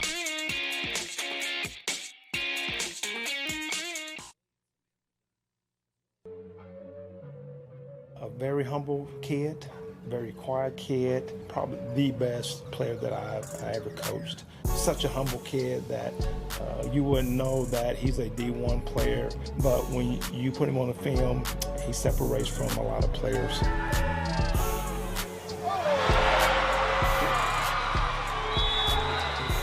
He's real quiet in the locker room, but once you get out on the field, he's all about business. Bixby needs a score here, going deep, and look at that, another interception, this time by the five-star recruit, Dax Hill. Yeah, he comes downhill super fast, like a missile. Our defense period is just super fast, and just add someone that fast, it's almost unfair. Very coachable. You need him to do something, he'll do that. You need him to play that position, he'll be able to play that position. Me and him grew up playing with each other since the 3rd grade, and it's just a blessing to have him as a teammate. Cat plans to attend the University. Dax Hill, one of the top players here in the state of Oklahoma, is a 5-star recruit, has committed to go to the University of Michigan, play for Jim Harbaugh, and he's also one of the top players in the country as well. If you get a chance, check out Booker T. Washington, the Hornets, in Class 6A, Division II. It is senior night here at Edmond Santa Fe. They introduced the senior football players before the game, and right now they're introducing senior band members. Let's take a listen as we get ready to head to another break as the Giga Blast halftime show rolls on. And her godparents, Alexandria Wood and Trent Barnes. Willow plans to attend university where she will pursue doctorates in psychology and psychiatry. Our next senior, Will Glather. Will is accompanied by his parents, Thomas and Elizabeth, as well as his sister, Katie. Next year, Will plans to attend the University of Oklahoma. Next up is Tabitha Goodwin. Tabitha is being accompanied by her parents, Jeff and Dawn Goodwin, and her brother, Tim. Tabitha is currently undecided about where she will go, but she plans to attend college next year. Our next senior, Mr. Caleb Griffin. Caleb is accompanied by his parents, Ray and Jennifer Griffin, along with his sister, Emily. Caleb plans to attend Oklahoma Baptist University to study medicine and will continue in music by participating in their marching band. Our next senior, Bradley Harrison. Bradley is accompanied by his mother, Laura Harrison, and Bradley plans to study mechanical engineering at the University of Oklahoma. Our next senior is Nathan Hermes. Nathan is joined by his Again, they're honoring the senior band members here at halftime on senior night at Edmond Santa Fe.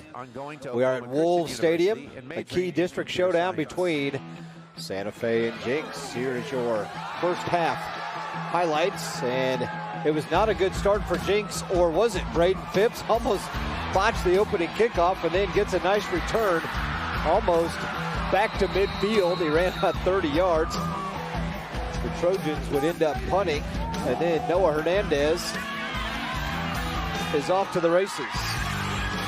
43-yard touchdown run, 7-0 Jenks. Took them about 1:48. They scored in 5 plays, his 13th touchdown of the year. And Jenks was on top 7-0 at that point. Then they give it to Hernandez again later in the first quarter. He runs to the left side for a first down, and then Corwin's going to hit Phipps in stride. Catches it and rolls out at about the 5-yard line. That would set up Corwin on the quarterback keeper right up the middle, and he gets across the goal line. 14-0 Jenks after the end of the first quarter. He scored with 1:11 to go. Cannon Hansen under some heavy pressure here. He goes down and gets sacked. Tristan Quillen, a 15-yard loss. The Wolves would have to punt. Their defense holds on Jenks trying to go for it on 4th down. Trojans end up getting the ball back, and here they come again. Corwin hits Blake Pitcock across the middle. Then he's going to keep on a 4th and short, gets it inside the 10-yard line. And then a couple of plays later, it's Hernandez again. His second TD of the night, a 7-yard run. That made it 21-0 with 2:41 to go. And then probably the most athletic play of the night. Look at Dion going high to get out of the way to keep his knees from getting taken out. And what could have been a defensive pass interference was not called. And then from that point on, I think there was 3 personal foul penalties against both teams combined. It is the Giga Blast halftime show. We're here at Santa Fe. It's senior night. And you're watching the Ford game of the week. Jenks on top, 21-0. Our next senior is Evan Mills. Look, if you're not the lead dog, the scenery never changes. That's why this is the view for every other full-size pickup. And this year, it's deja vu all over again. Because only the Ford F-150 gives you best-in-class torque, best-in-class payload, and you got it, baby, best-in-class towing. This is the big dog. This is the Ford F-150. It doesn't just raise the bar, pal. It is the bar. Now get 0% financing for 60 months plus $4,250 cash back on a new F-150 at your Oklahoma Ford dealer today.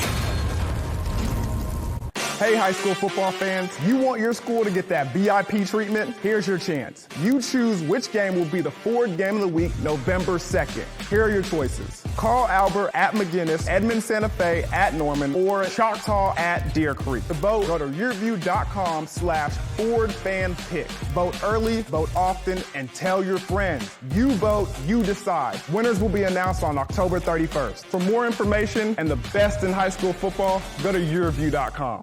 Weoki's new money certificate rates are incredible. Transfer money from another institution to a Weoki 35-month certificate and receive 3.05 APY. Yes, that's over 3%. And get a $100 cash bonus for new CD amounts of $100,000 and greater. Open your certificate with new money at Weoki and start earning incredible rates. Federally insured, rate and bonus are for new money only. Other terms and limitations apply. Contact Weoki for details. It's that time of year to get your furnace checked. That's right, and our trouble-free guarantee makes it easy. If your furnace breaks down this season, this tune-up's on us. Call Airco Service today. The official service company of the Thunder. When Oklahoma weather causes the power to go out, you can be left in the dark. Keep your lights on and your furnace running thanks to a new whole home generator installed by Airco. And right now, save big on a new Kohler system. Call Airco Service today. The company you know. You're watching Game Time on YurView.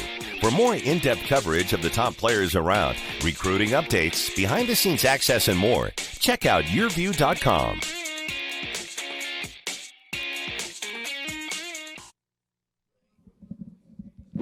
We're back at halftime. Jenks on top 21-0 over Edmond Santa Fe. It is senior night. The band is on the field. Here last night, a big game in this district as these two teams are battling for second and third place right now. Last night it was Broken Arrow with a big 56-0 win. They clinched the district title, the first district championship since 2015. Here's our buddy Steve Marshall with a recap of last night's game.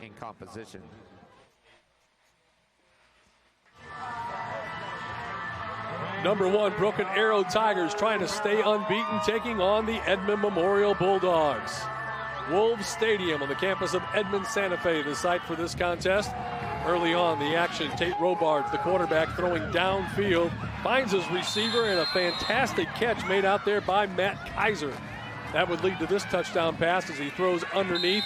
Nice pass reception there by Kaiser Newell, and it's 7-0. Broken Arrow on top. Noah Cortez would find the end zone once again. 25th touchdown on the season. And then a quick pass here. Once again hooking up with Matt Kaiser as he gets it inside the 5-yard line. And from there, it's Quintevin Cherry getting into the end zone to make it 21-0. Tigers on top. And Cherry this time on the keeper. Great job on the zone read. Gets to the outside, sprints it down the sideline into the end zone. And the Tigers increase their lead on the touchdown by Cherry.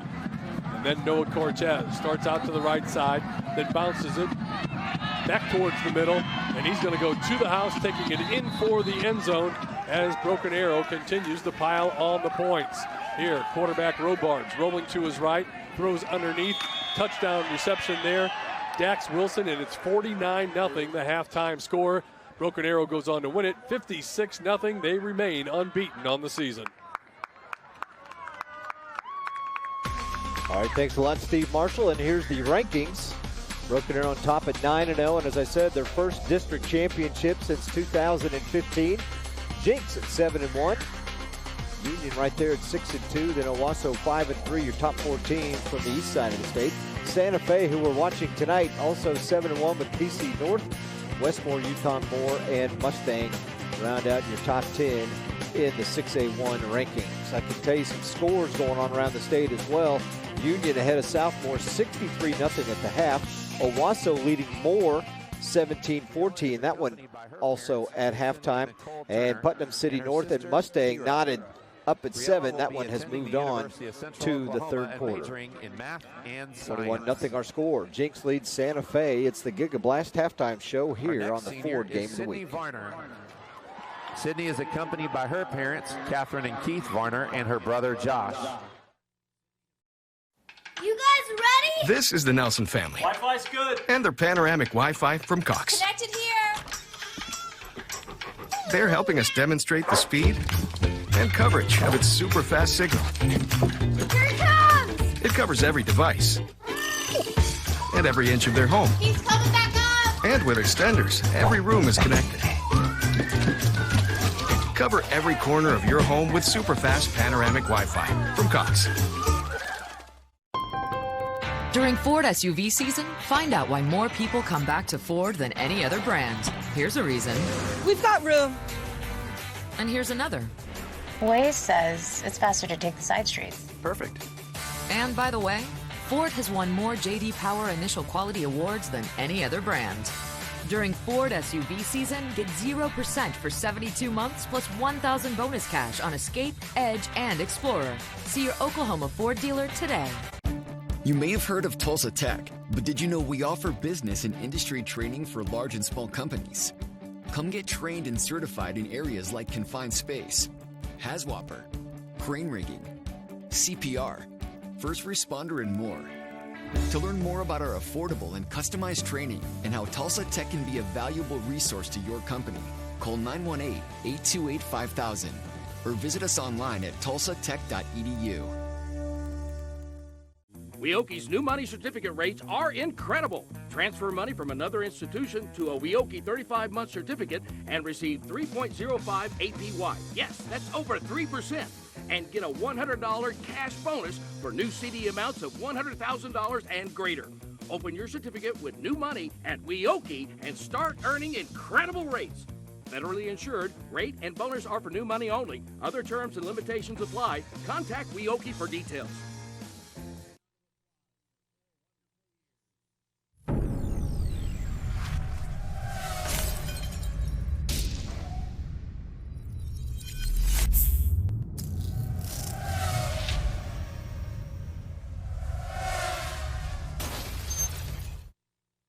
Hey, high school football fans, you want your school to get that VIP treatment? Here's your chance. You choose which game will be the Ford Game of the Week, November 2nd. Here are your choices. Carl Albert at McGinnis, Edmond Santa Fe at Norman, or Choctaw at Deer Creek. To vote, go to yourview.com/FordFanPick. Vote early, vote often, and tell your friends. You vote, you decide. Winners will be announced on October 31st. For more information and the best in high school football, go to yourview.com.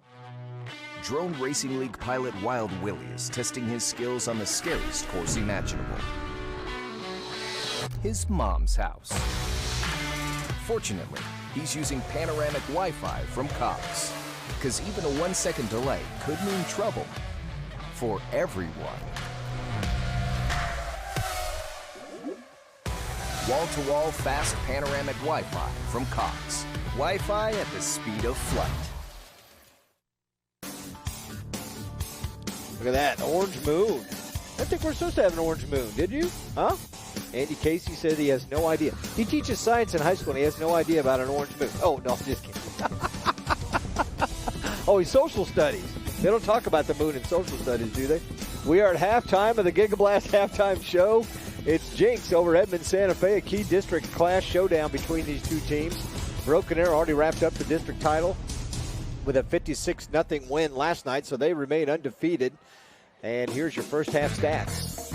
Jenks 14 in the first, 7 in the second. They lead at 21-zip. Rushing, Jenks 86 yards rushing. They have held Santa Fe to 22 yards on the ground, 37 passing, 59 yards overall, 211 total yards for Jenks.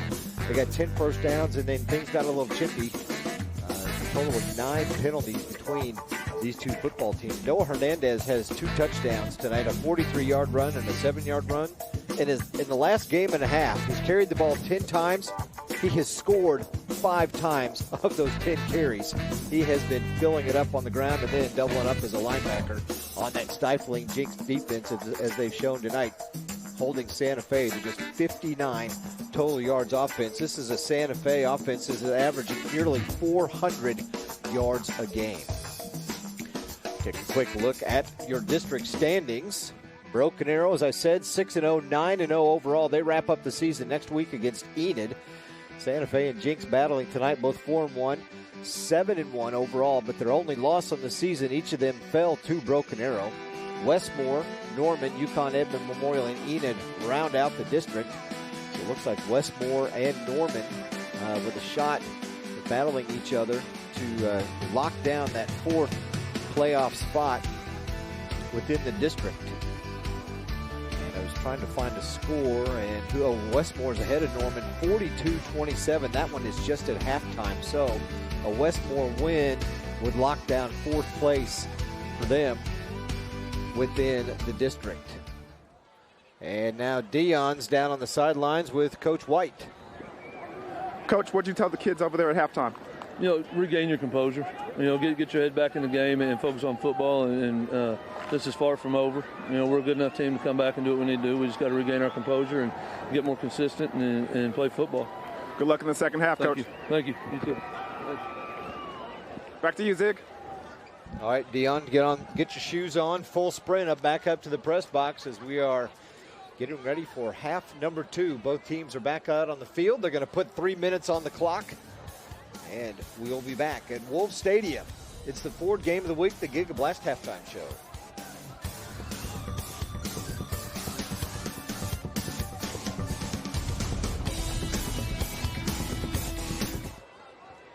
Look, if you're not the lead dog, the scenery never changes. That's why this is the view for every other full-size pickup. And this year, it's deja vu all over again. Because only the Ford F-150 gives you best-in-class torque, best-in-class payload, and you got it, baby, best-in-class towing. This is the big dog. This is the Ford F-150. It doesn't just raise the bar, pal. It is the bar. Now get 0% financing for 60 months plus $4,250 cash back on a new F-150 at your Oklahoma Ford dealer today. Hey, high school football fans, you want your school to get that VIP treatment? Here's your chance. You choose which game will be the Ford Game of the Week, November 2nd. Here are your choices. Carl Albert at McGinnis, Edmond Santa Fe at Norman, or Choctaw at Deer Creek. To vote, go to yourview.com/FordFanPick. Vote early, vote often, and tell your friends. You vote, you decide. Winners will be announced on October 31st. For more information and the best in high school football, go to yourview.com. Weoki's new money certificate rates are incredible. Transfer money from another institution to a Weoki 35-month certificate and receive 3.05 APY. Yes, that's over 3%. And get a $100 cash bonus for new CD amounts of $100,000 and greater. Open your certificate with new money at Weoki and start earning incredible rates.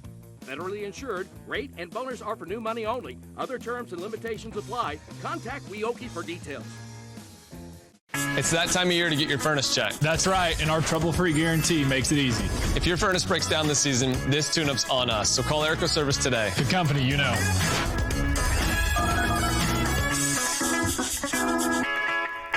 When Oklahoma weather causes the power to go out, you can be left in the dark. Keep your lights on and your furnace running thanks to a new whole home generator installed by Airco. And right now, save big on a new Kohler system. Call Airco Service today. The company you know.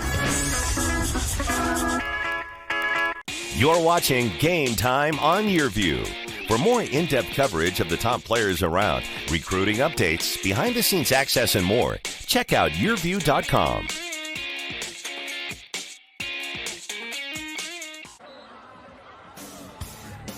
We are back. Dion is back up in the press box with us. Hey, yeah, we need to revisit those keys to the game, Dion. How things shook out in the first half. It's pretty dominating performance by Jenks defense. Yeah, it sure was. One of the things that Jenks went ahead and took care of was that trick or treat. Third down, they did a good job of getting off the field. But for this Edmond Santa Fe team, they could not figure out a way to stop the Jenks offense from converting third down. So they're going to have to do a better job on that. Number 2, monstrous on defense. I mean, between the tackles, they were just getting it done. Jenks was stopping this running attack. They couldn't really pass the ball successfully. So monstrous defense by the Jenks Trojans, and 3 scare up some special plays. They got some good yardage on some kickoff returns there. So let's see if that continues here in the second half. Yeah, and I don't know if you were already unplugged when I was reading the stats or not, but what Jenks has done defensively, the Santa Fe offense, who's averaging almost 400 yards a game, 59 total yards of offense for Santa Fe. Wow.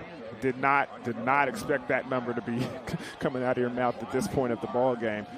But, hey, it's a testament to the way that Jenks has been playing, especially between the tackles.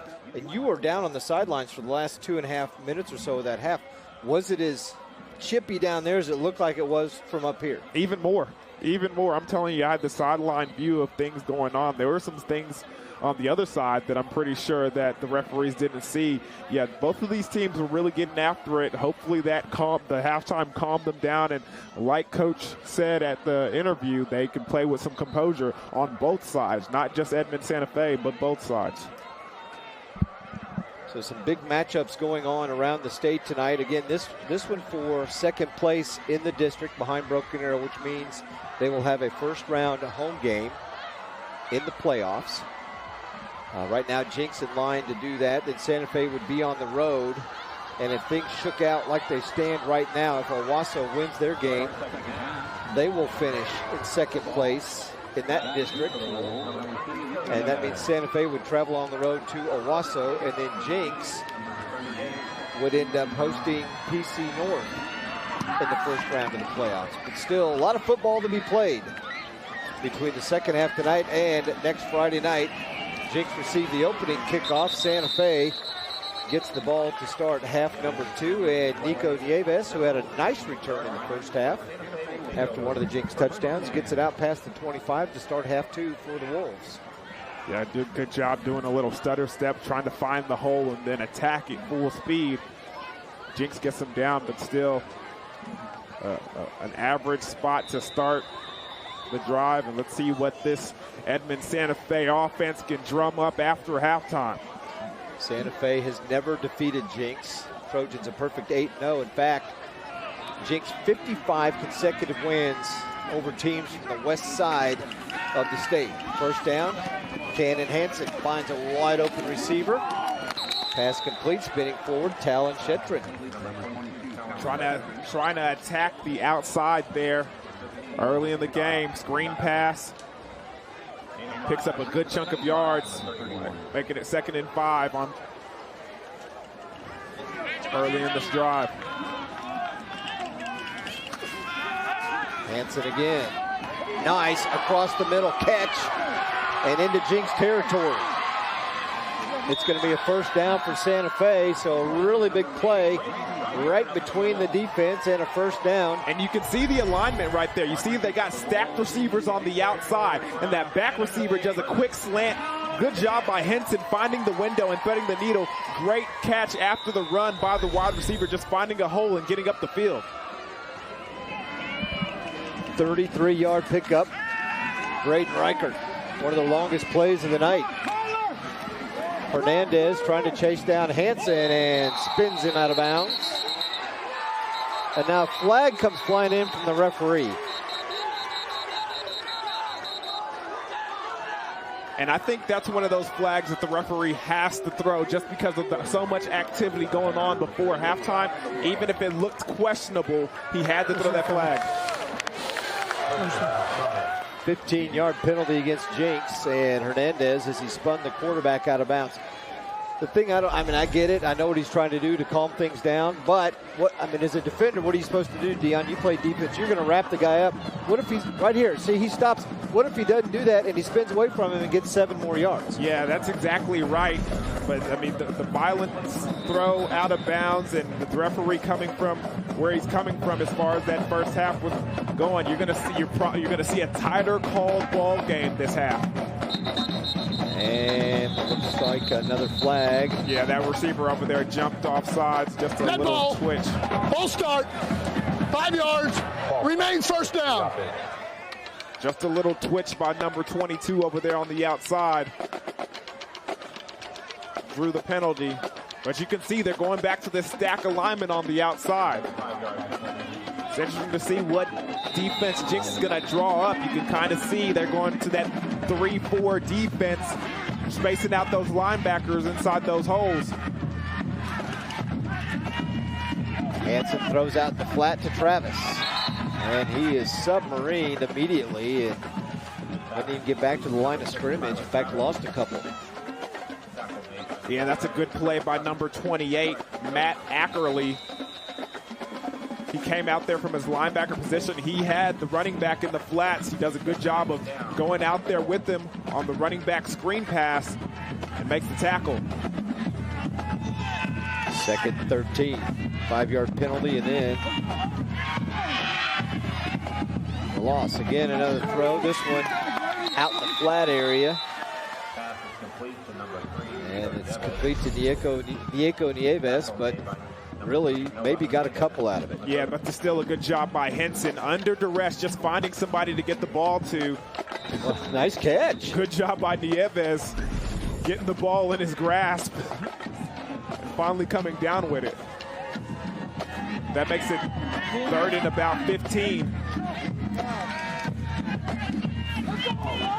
Hansen again. Well defended and out of bounds. Well, nice throw. Yeah, that looked like a nice grab by number 22 over there on the outside. Talon Sheraton. Shetron didn't get any of his feet in bounds, so you can see why the refs called it out of bounds here. Look at that right here. Feet lands on the white. Well, yeah, he was close to getting that toe down, and then he may have banged his head when he came down. Yeah, he's a little shaken up.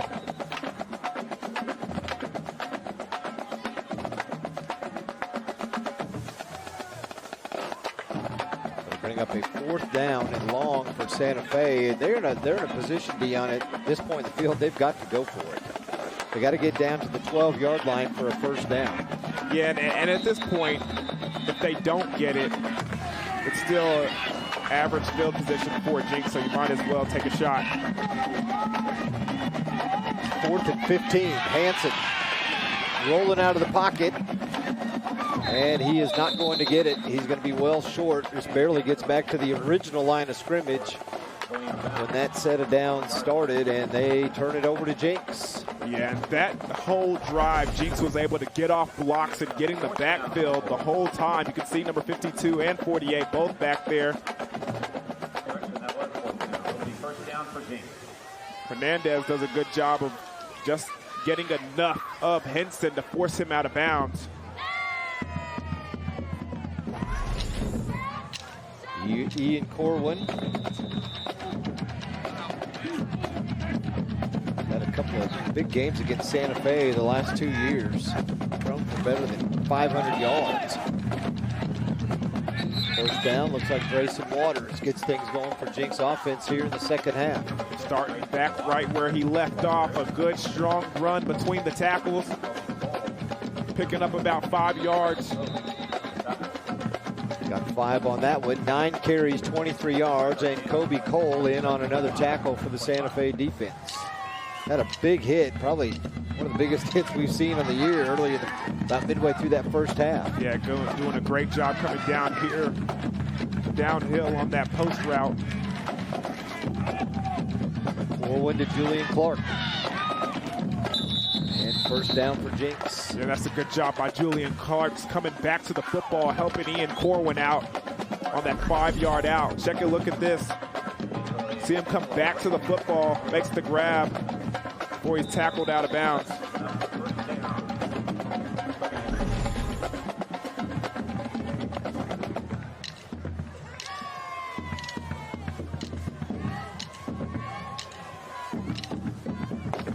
On the season, Jenks averaging 220 yards rushing, 215 passing, so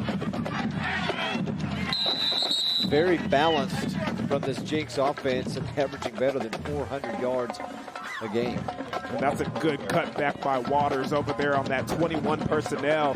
They overloaded that left side, and it looked like they were going to run over there, but in a split second, Waters saw that cutback lane, and he would have probably gone for more if he didn't trip himself up. That turf monster came up and got him.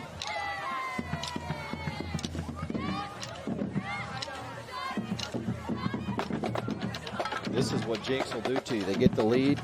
Dion, they're going to try and smash the ball and run a lot of clock. Bleed it dry. And somebody missed the play count. False start. White. Remain second down. Called the snap count. Probably the center because you had 2 receivers and a couple of linemen jump. Yeah, it seemed like everybody on that left side went, but nobody on the right did. Yep.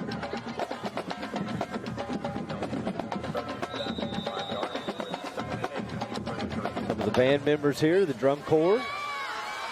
Got a chance to watch them right before the game. They walked right through you.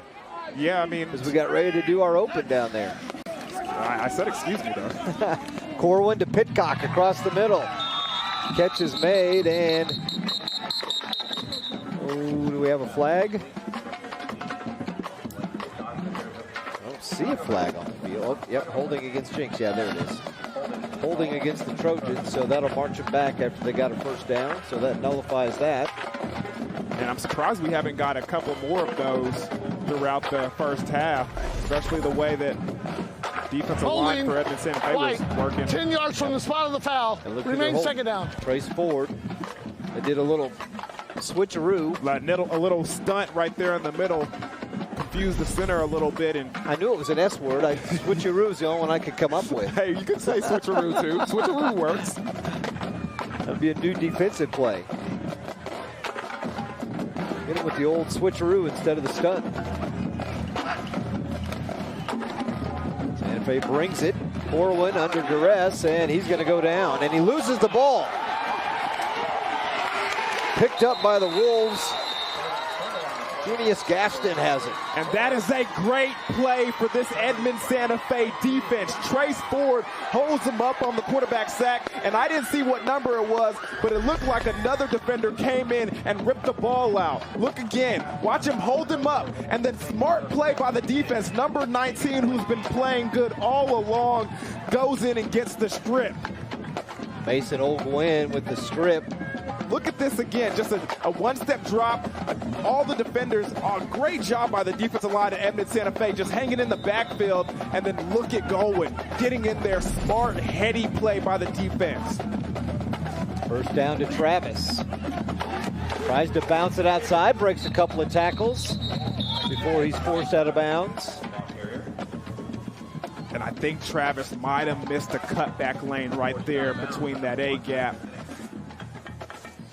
Trying to bounce everything to the outside it's not going to get it done against this Jenks defense. You can see right here, right there on that cutback lane, you just have to trust it sometimes. Trust your offensive line, because bouncing the ball outside on Jenks, they're disciplined. They'll always have contained.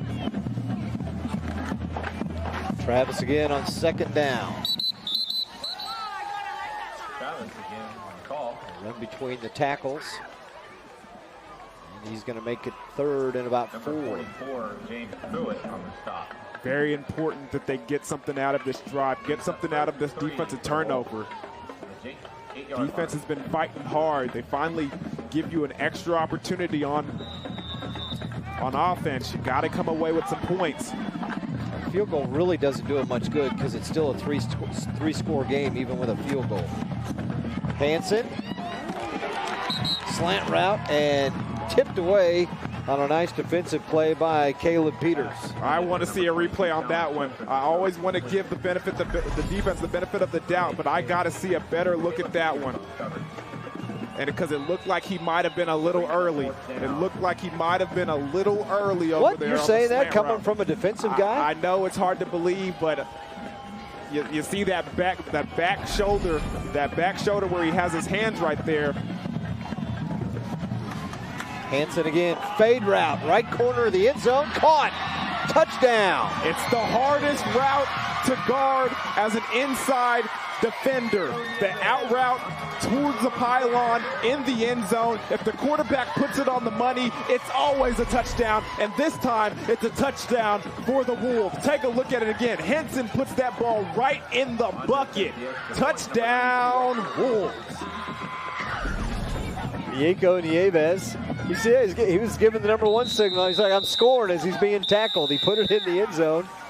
And Santa Fe has to burn a timeout because they didn't have enough men lined up on the field. So they do burn a timeout. That could prove costly later in this game if they come back. Yeah, down by 2 touchdowns. This one's going to probably go down to the wire if they can get another one on the board. They might need that timeout at the end. Hopefully they don't. Coaching staff is a little frustrated over there on the sideline. But that was a great pass by Henson. You can't say it enough. A great, almost a 7 route, but it's so short because of the situations that they are on the field. Look at this again, just right in the bucket. Doesn't have to alter his route any at all. Puts the #1 in the sky and let him know that I'm scoring a touchdown, baby.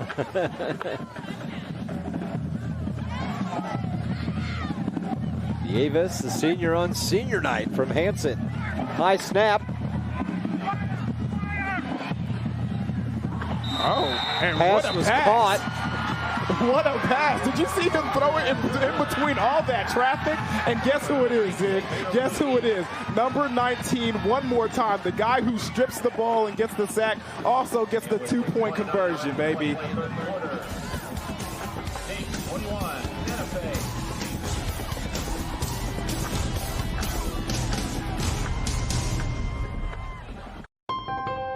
During Ford SUV season, find out why more people come back to Ford than any other brand. Here's a reason. We've got room.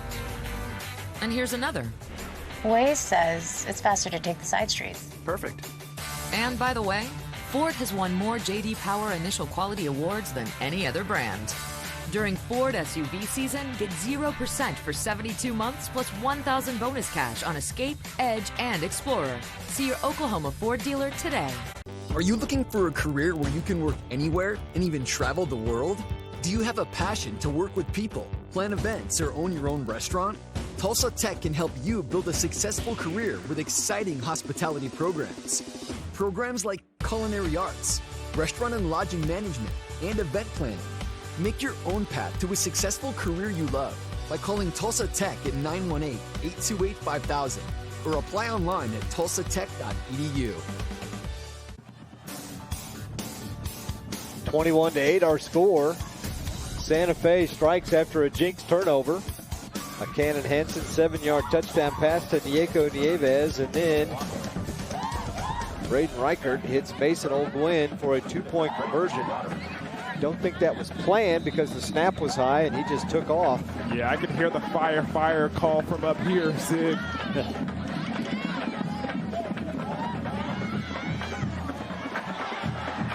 Short kick, bobbled by Braden Phipps, much like he did in the first half, and there he goes. He's across the 40 and gets knocked out of bounds near midfield. Seems like with those bobbled balls, it seems like the blocking is able to develop a little early, and he finds the hole a lot faster. Well, here's what happened on that last series. Ian Corwin fumbles. It's picked up by the Wolves, and then they march into the end zone for a touchdown. Yeah, and here's the touchdown right here. Just a nice little 7 right to the pylon. Drops it in the bucket right there. And then here's the fire call. they get the kick. It's too high. Just a nice pass. Threads it down the middle for Mason Olguin to get the 2-point conversion. And now we're looking at a 21-8 ball game. Jenks has it though. Nice return by Braden Phipps. Puts him into Santa Fe territory. First down given to Noah Hernandez. Breaking a tackle. Are you kidding me? Is he going to do it again? Noah Hernandez from 48 yards. Touchdown, Jenks. Just like that, he has touched the ball 11 times in the last 2 games, 6 touchdowns. His third one tonight. He just won't be denied. He will not be denied. He will not be denied, Zig. He goes to the outside, and these arm tackles will not bring Mr. Hernandez down. You see 1, 2. There's another one coming over here. Right here, somebody has the angle. Nope, he thought so. Cuts to the inside and takes it in for the score. 48-yard touchdown run. Back-to-back games, Hernandez has scored 3 touchdowns. I feel like he likes that number. And just when you think Santa Fe had some momentum, Jenks takes it right back with a long kick return and then a Hernandez 48-yard TD run. They take it right back. And I want to see another replay. It looks like they might have gone unbalanced on that left side over there. You see 1, 2, and then you see pullers coming, and you see another puller. Then you see Jacob Shelley coming on that backside, and then they have nobody towards that side because they stick all those defenders in the box. And once he gets to the outside, there's nobody there to bring him down. Take a look at it again. You see a puller, you see a fullback, you see them bookend it and just create a big hole on the outside. And then you see Waters come up from where he came from the jet sweep position and come and get a big block over there on the outside as well. That was a team effort right there. At 6:29, Cannon Hansen threw a 7-yard touchdown pass to Nieko Nieves. 6:29, huh? At 6:29. It took 20 seconds. The Jenks got the points right back. As a defense, you just put up a big stop over there, got a turnover. You can't let something like that happen. Ethan Barnard set to kick off. And there will be no return this time for Nieves. But speaking of returns, how about the one from Braden Phipps? Second time tonight. He's had a struggle getting the football, but you know what? Hey, pick it up and look for the blocking and the big hole. Look at it. There's nobody there. You can see why that happens, though, because when you bobble the ball, it gives the defense some more time to get down the field. But with the farther they pick up that block down the field, the sooner you see the holes develop, and then you run right through them, and there's nobody back there to catch you because they're all where you originally catch the football. It's happened 2 times tonight for the Jenks Trojans. First down, Travis. Jenks tugging at the ball, trying to get him down as he fights for extra yards. Yeah, hit him with a draw play right there. It doesn't work to the perfection that you would want to see because of the discipline of the Jenks Trojans defense. But still, a nice chunk of yards on first down to make it 2nd and 6.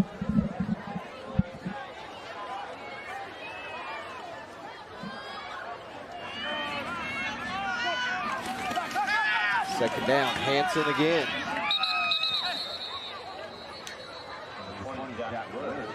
And the catch was made.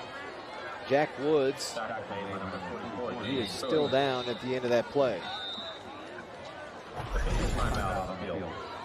Yeah, it looked like a quick hitch route. Finds a hole in the defense and then just goes down. Kind of goes down awkwardly at that.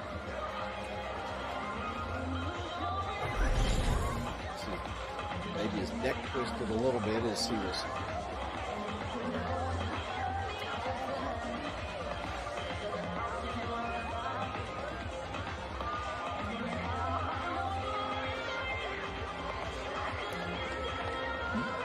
Hey, don't forget to check out the Over the Middle podcast this week on YurView's high school football recruiting podcast. Nebraska fans have seen it before. New coach arrives in Lincoln. Jeremy Crabtree is going to talk about Scott Frost with Sean Callahan of Huskers Online about why things should work out this time. Nebraska finally got their first win of the year. And they're also going to preview some of the high school football in Oklahoma. All that and more on this week's podcast of Over the Middle. Check it out at YurView.com. You see Jack Woods, and he does walk off the field under his own power.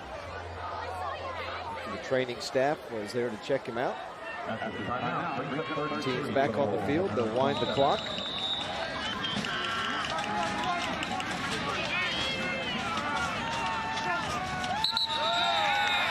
Now motion against Santa Fe. False start. Green. Remains third down. So it's 3rd and 3, turns into 3rd and 8 after the false start penalty, and that's kind of been the story for Santa Fe tonight. They've shot themselves in the foot on several occasions. Yeah, these little mistakes are adding up, and you can see why the score is the way it is.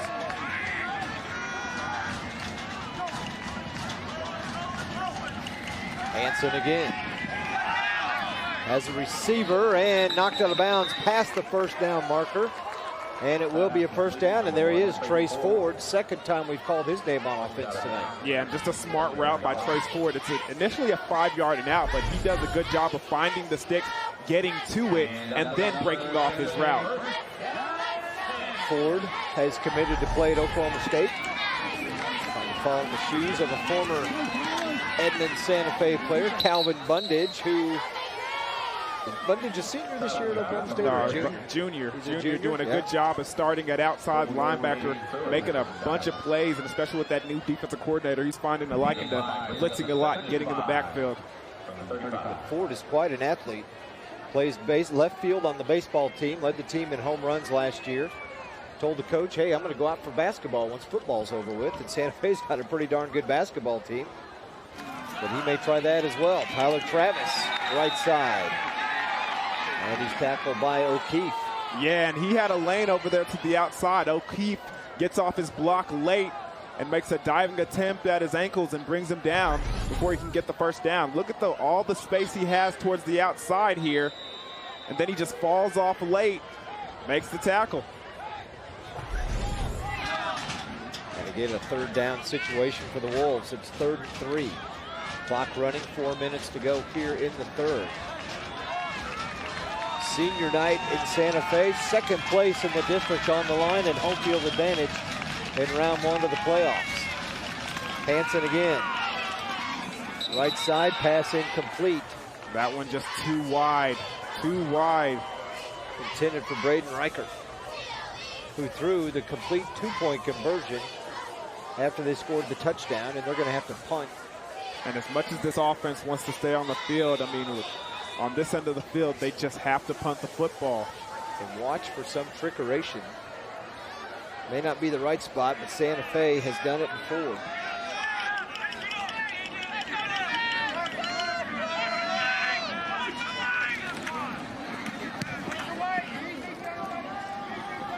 Phipps with the fair catch. And Jenks will take over again just inside their own 35.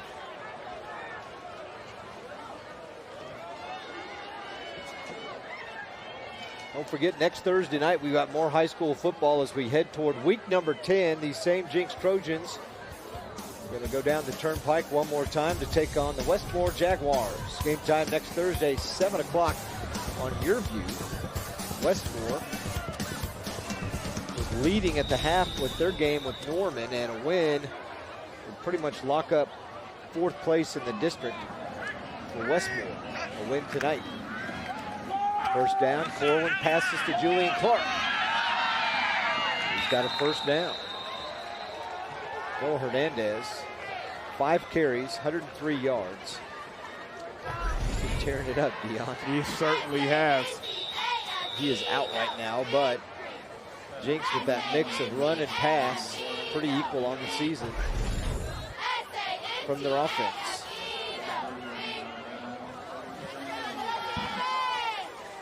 Nice first down pickup by Julian.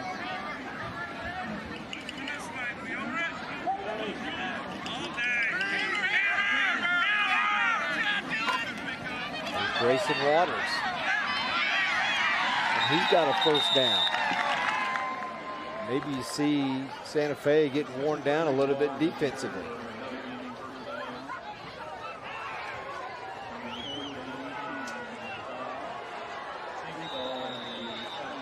2 plays, and just like that, Jenks already in Santa Fe territory. Yeah, happened really fast.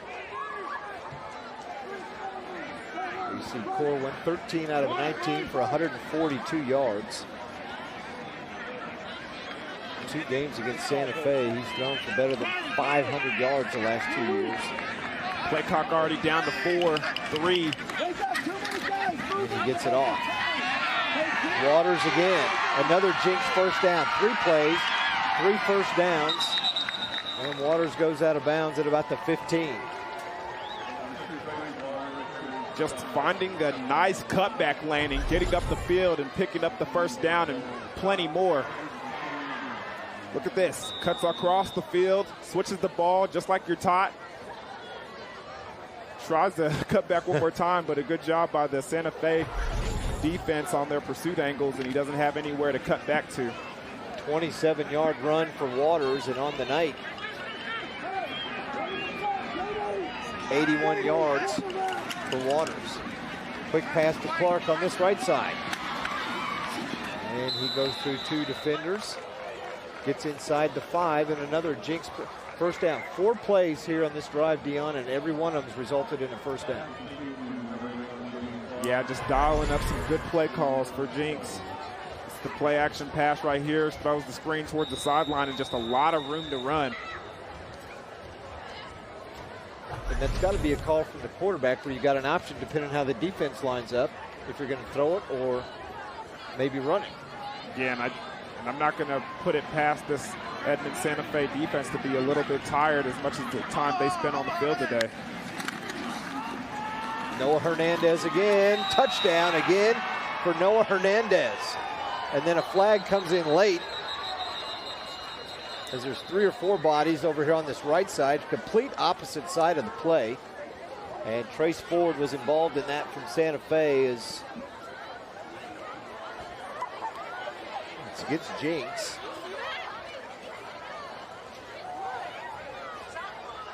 Personal foul, dead ball, personal foul, White. Touchdown is good, putting it on the kickoff. He didn't sound happy about that, Sid. I think he's getting a little irritated with the extracurricular stuff going on. You can't blame him. So Hernandez scores again. 4 times he's been in the end zone tonight.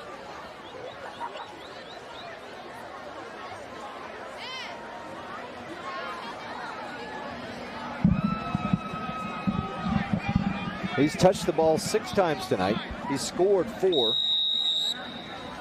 And he's got 110 yards rushing.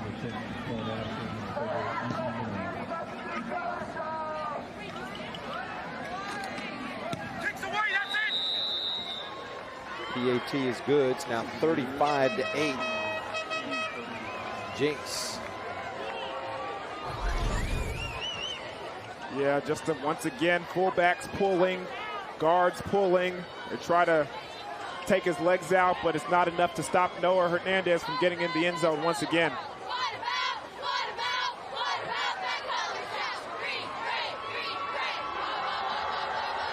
Ran through a couple of tacklers and dived the last 1.5 yards into the end zone. So with 2:01 to left in the third, Jenks has scored and responded after their turnover with 2 touchdowns. And during that whole stoppage in play, Keith Riggs was talking to the referee, probably trying to figure out what happened on the personal foul penalty so he could take care of business on his own sideline.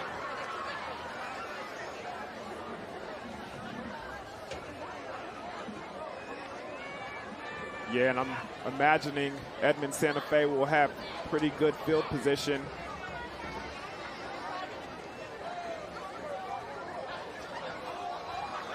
Ethan Barnard will kick it off from the 25.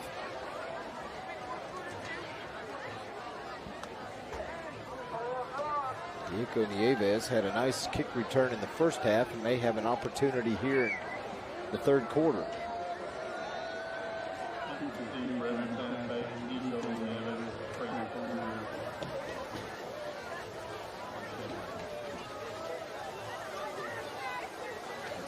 It's not the way Santa Fe wanted things to go on their senior night.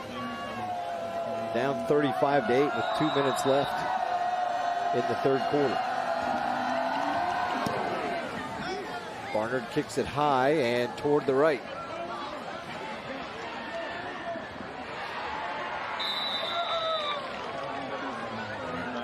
Tackled out of bounds at about the 30-yard line, and that's where Santa Fe will take over.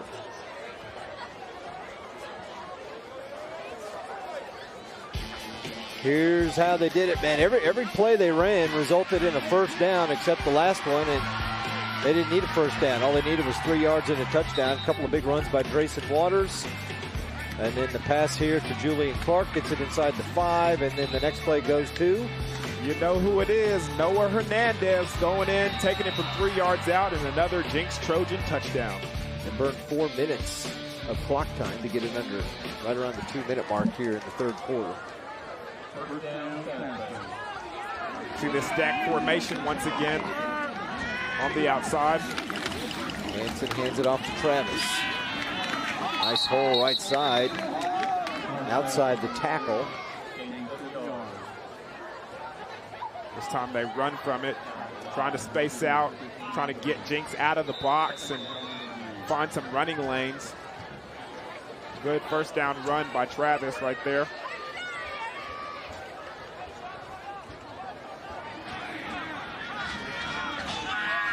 Gain of 6, second 4. Hanson again. Hernandez can't get him. Hanson gets by him and then slides down at the 44. And another penalty. We're going to call it on Jenks. Hanson got enough for the first down. Yeah, I mean, quarterback slides like that, gives up his body. Corner tries to finish him off a little, and the refs do not like that. Personal foul. Personal. We told y'all how the first half ended, and you know that they're going to call this one tight. If they even think that it's something that they don't like, they're going to call it. You see him, he takes that forearm to the head of the quarterback, and the referees throw the flag.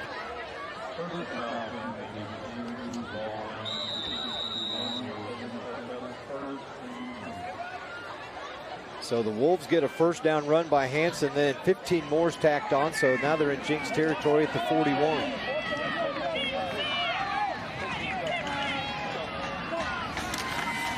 Hanson again throws it to the outside, incomplete.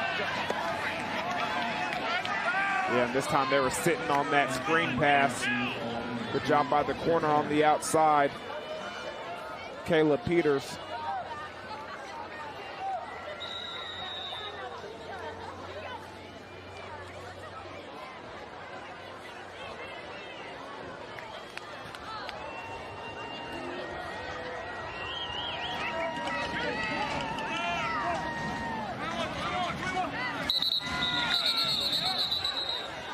Movement.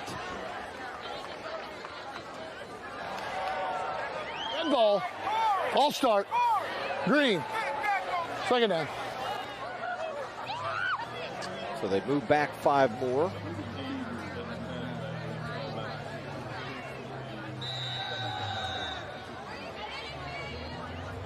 Final minute here of the third quarter. Kyle White in his 4th year at Santa Fe. Team was 5-5 in the regular season a year ago, then lost in the first round of the playoffs, 28-3 at Union. Trying to build on that this year and battling for second place in the district with Jenks tonight. Both teams come in 4-1 in district play. They each lost to Broken Arrow. Santa Fe lost to BA 35-7. Jenks lost to Broken Arrow 28-13. That was in week 1 of district play for the Trojans and the Tigers, and then since then Jenks has not lost. Neither has BA. They're a perfect 9-0 after the big 56-0 win last night and the district championship. 6 on the play clock. Hanson gets it away and throws it out of bounds. Might have gotten hit as he threw it. Yeah, that one kind of sails on him.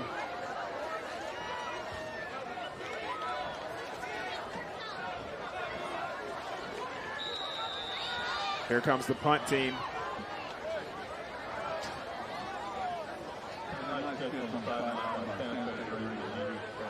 Down 35-8. They're going to punt it back to Jenks. Off the side of the kicker's foot. Should be the end of the half. They never did roll the clock.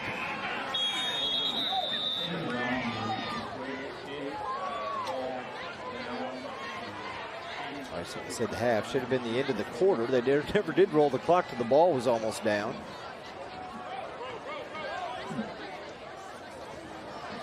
So there's still 3 seconds left. Jenks will run a play, and unless there's a penalty, everybody will be holding up 4 fingers as we head to the 4th. We do that at work now because it's 4th quarter. So we walk up down the hall going 4, 4, 4, 4th quarter. Y'all really do that? Yes, we do.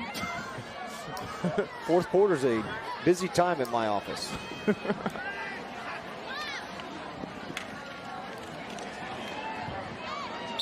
First down run by Drayson Waters. Hold your fingers up, Dion. You know why? It's 4th quarter. We're headed to the 4th. There's the Wioki kick for cash, $500. And a big hug, and it's 35-8 Jenks.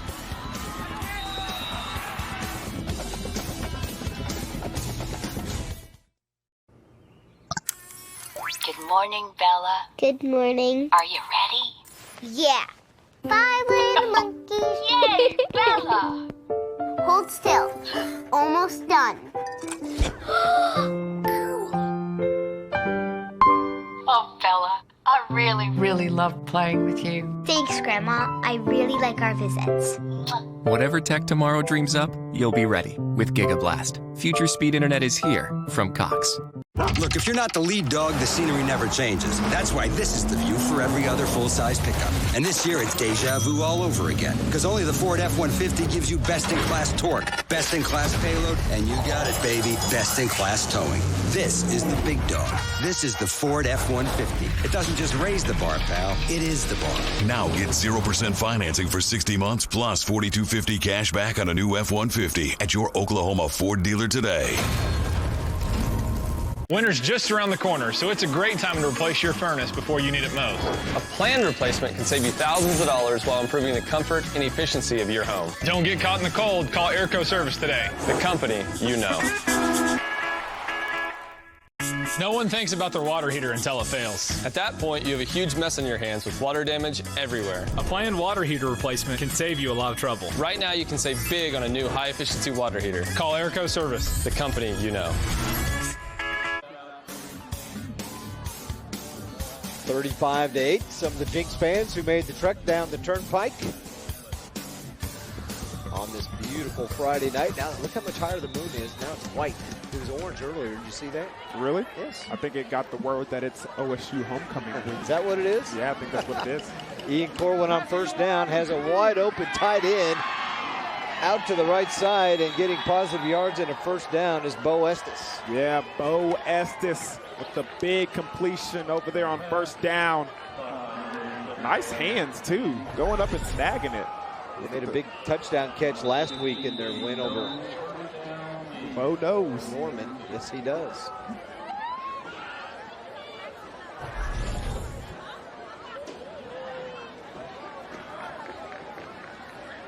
Season, 224 yards, 2 touchdowns, and as I mentioned, he got one of those 2 touchdowns a week ago.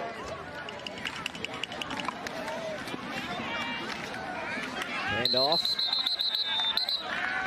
Waters. Right up the gut. And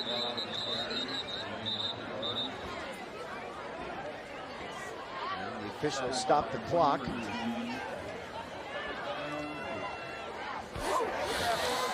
Now personal foul against Santa Fe. Yeah, I think I saw a face mask there. I guess the 23-minute half did Dead nothing ball, to personal foul. calm either side down, did it? Nah, the number of flags that we've seen, I don't think it did. Oh yeah, that's a good call. Face mask at the end of the play.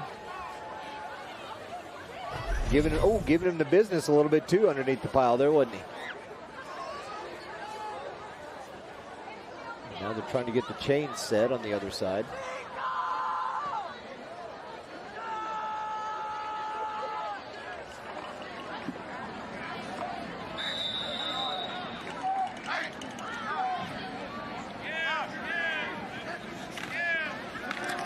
Waters drilled right as he got the handoff, and Santa Fe was in the backfield. And was it Trace? Yeah, I think it was number 1 back there, making the first initial contact. Talking about Trace Ford, the senior defensive end. He just busted through everybody. Yeah, I think he lined up over there on the inside this time and spot his way through the line. They move him around. He doesn't stay at his defensive end position, does he? Nah.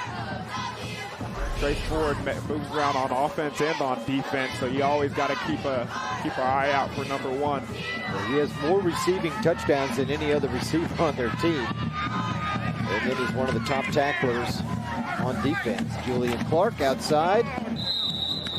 Pushed out of bounds at the 28.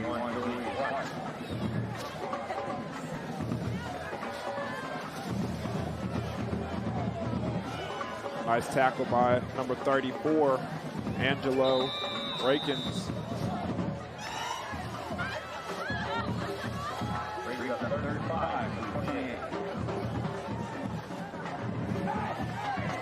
He is also a sophomore.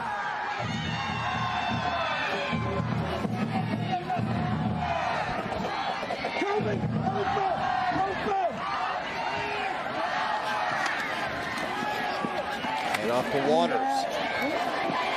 Grayson Waters, touchdown, Jenks. Number 6 finally finds the end zone and gets 6 of his own.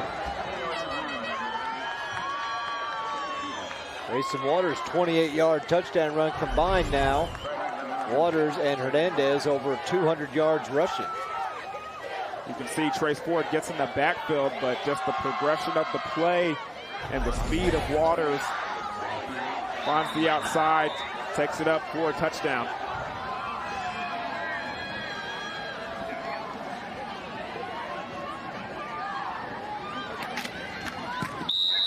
Ethan Barnard puts it through, makes it 42-8 Jenks. Still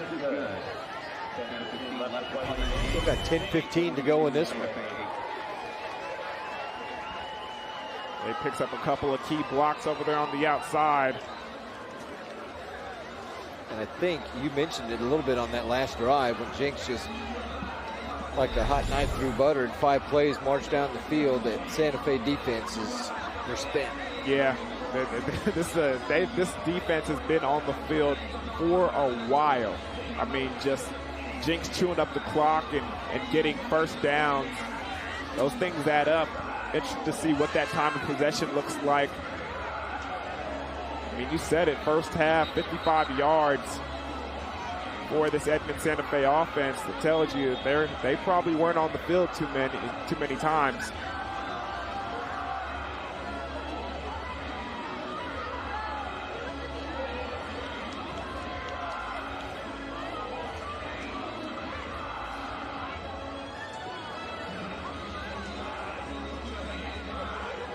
So 10-15 to go in this one. Jenks is pretty much locked up second place in this district, which means Broken Arrow and Jenks will finish 1-2.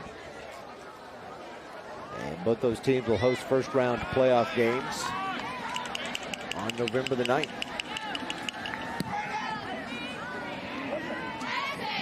This one is taken about the 5-yard line by Trace Ford. He fumbled it, lost the ball, and I think Jenks has it. Wow. Recovered by Landis Morris, and we've called his name a couple of times tonight. And a big fumble recovery and a turnover for Jenks. Yeah, just Trace Ford trying to do a little too much there, and you can see he's bobbling the ball down the field, breaks a couple of tackles, and trying to find the open. And he's trying to switch the ball to his outside hand, and he gets hit all at the same time, and it just comes out. You can see he's trying to switch that ball over there to the other hand, which is the correct hand to hold the football when you're going near that sideline, but just bad timing. Coach said he's a great kid. Talking about Trace Ford. There you see Landis Morris, who recovered the fumble. But Ford, one of 9 children. Whew, 9. He's got 4 older siblings and 4 younger siblings, so he's right in the middle. Smack dab in the middle.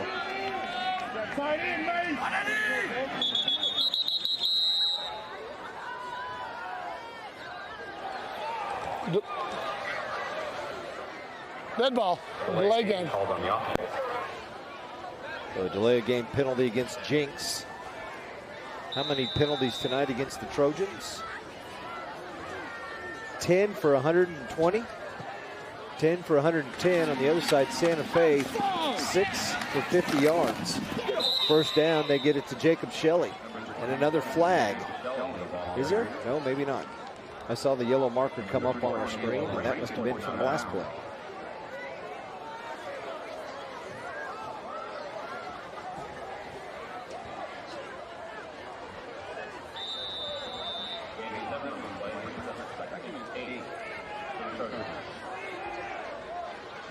New quarterback in for Jenks, number 5, Stephen Kittelman. Stephen Kittelman, number 5. Hand off to Shelley. So Ian Corwin's night is done. Hernandez is probably done, at least offensively, and so is Drayson Waters, I would imagine. As Jenks is getting a lot of their second string players in there.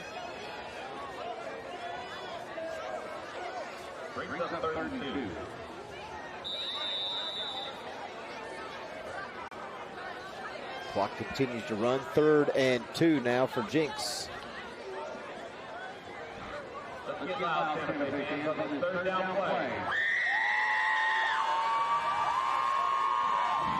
Eight seconds to go on the play clock.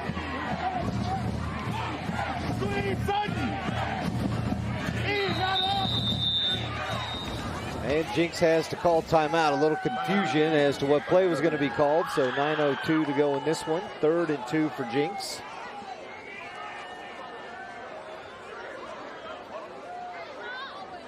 Good opportunity for those guys who don't get a lot of playing time to get out there and get some work in a game that means something and to learn what's going on.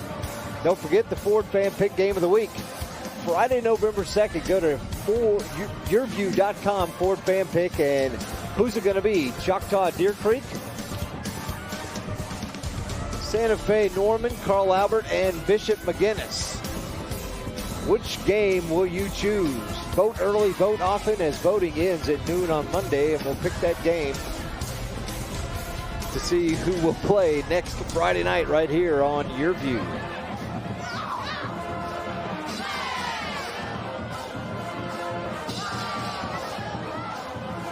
So it's 3rd and 2 for Jenks. Stephen Kittelman, the sophomore, comes in to quarterback, replacing Ian Corwin, whose night is done. How'd Corwin do tonight throwing the football? Andy Casey. 169 yards. First down for Jenks as they cross the 15-yard line. And that's Jacob Shelley. Big fullback, bruising fullback for Jenks. Man, he does a great job when he gets out there with the first string blocking for the guys up front. Yeah, he's run some, but he's also a load carrying the football. Yeah, I've seen him make some very key blocks this evening. 5'11", 209 pounds. Yeah, when he gets a chance to tote the rock, watch out. Rushed for about 350 yards on the year. Kittelman again. Shelley again. So he gets inside the 10.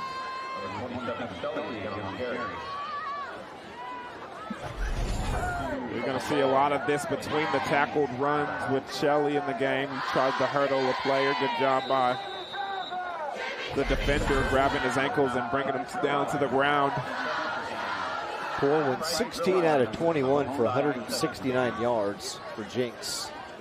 And the all-time passing leader in the history of Jenks football has another week to add to his totals.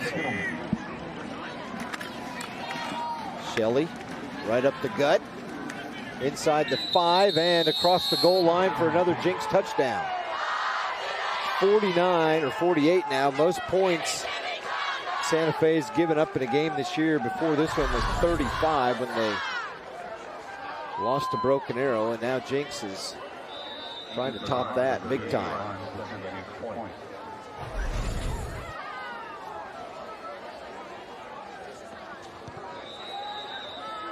$49-8 our score. 7:39 to go in this one. Yeah, just a tough 8-yard run by Shelley going in, taking it in for a touchdown. You're watching Game Time on YurView. For more in-depth coverage of the top players around, recruiting updates, behind-the-scenes access, and more, check out YurView.com. Hey, high school football fans, you want your school to get that VIP treatment? Here's your chance. You choose which game will be the Ford Game of the Week, November 2nd. Here are your choices. Carl Albert at McGinnis, Edmond Santa Fe at Norman, or Choctaw at Deer Creek. To vote, go to yourview.com/FordFanPick. Vote early, vote often, and tell your friends. You vote, you decide. Winners will be announced on October 31st. For more information and the best in high school football, go to yourview.com. You're watching Game Time on YurView. For more in-depth coverage of the top players around, recruiting updates, behind-the-scenes access, and more, check out YurView.com.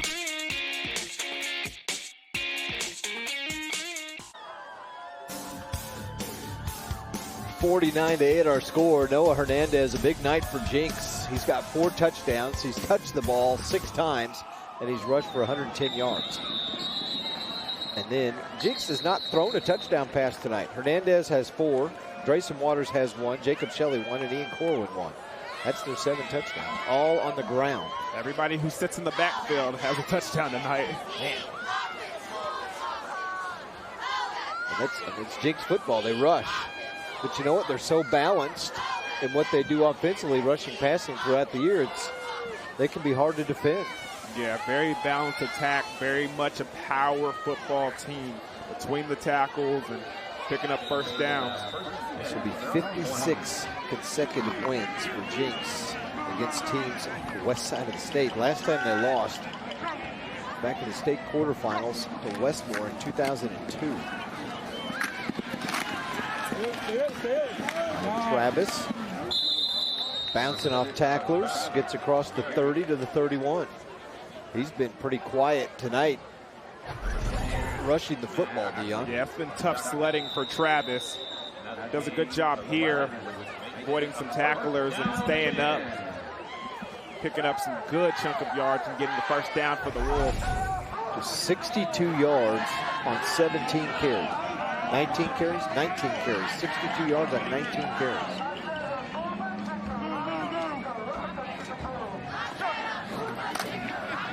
Hansen looking and nowhere to go. Well, they're going to try that pass out way out to the side, and there was 2 Jenks defenders standing right there with the receiver. He said, I'm not throwing it over there.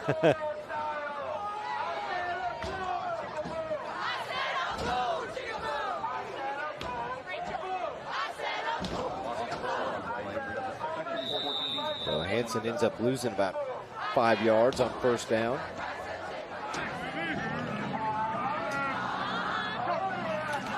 Hands it off to Travis.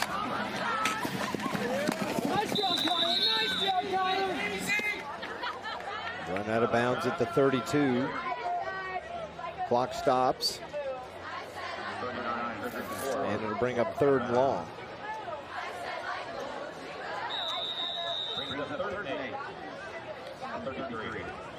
Third and 8 for Santa Fe. Going to lose their 10th straight to Jenks. Hansen again. And incomplete, but a flag comes flying in. Yeah, just looked like a 10-yard in over there by the Eaves. Holding on White. That'll result in a first down. So a holding penalty on Jenks, 10 yards, and a Santa Fe first down.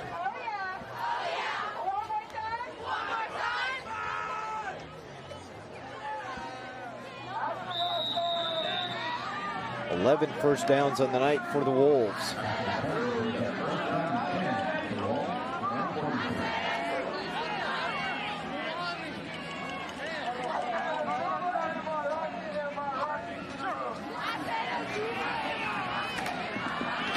Travis this time met in the backfield.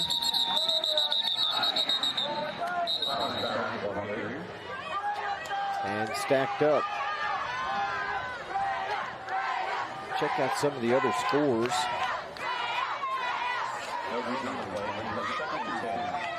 Moore now leading Owasso 37-31 in the fourth quarter with about 2 minutes to go, and that'd be a big win.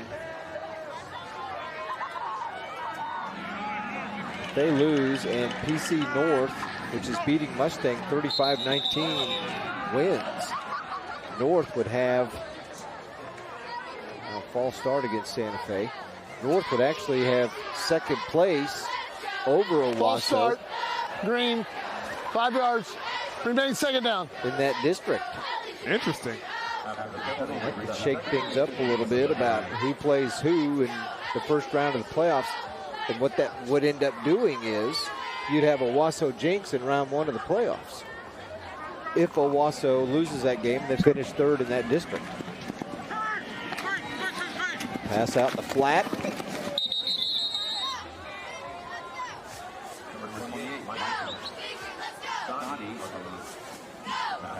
So we get back to the line of scrimmage after, just past the line of scrimmage after the false start penalty.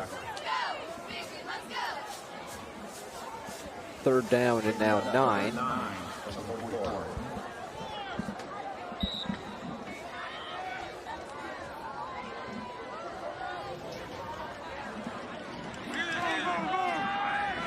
Final 5 minutes of this one.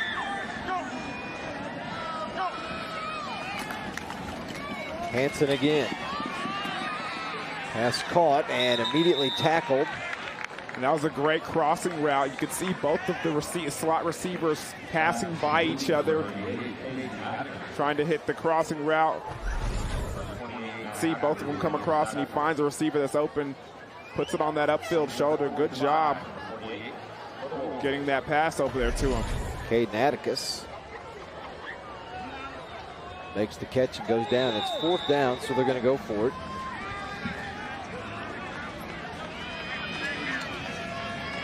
Owasso and Jenks did not play each other this year in the regular season like they have in the past.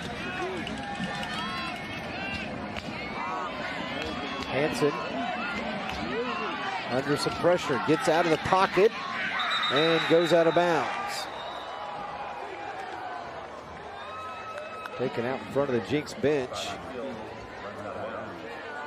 Shy of the first down, and the ball will be turned over to the Trojans with 3:55 to go. Like Justin Murphy might have been the one on the tackle.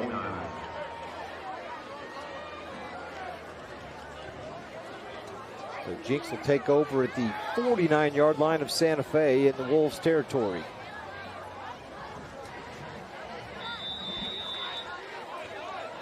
Kyle White going to have to look at the tape tomorrow and figure out how to beat this Jenks team.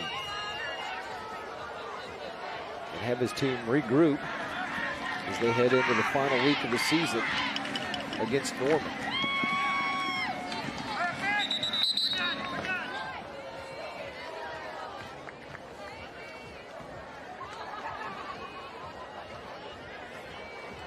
Like Kobe Rogers, number 34, with the run. On first down, maybe got a yard.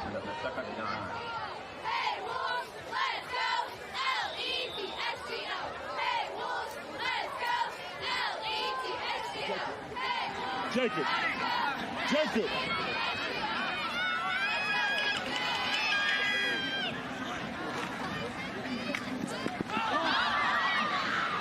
Rogers again, this time dropped the ball and then actually ended up picking up positive yards after he fumbled it.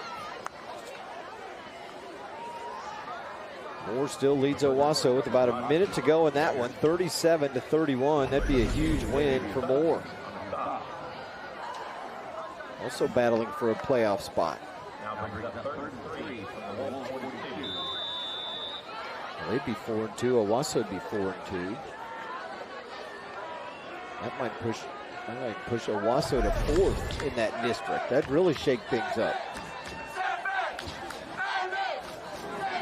Kittleman's pass complete to Matt McCabe. Pass complete to Bill McCabe. Number 13, Johnny Hayes on the tackle.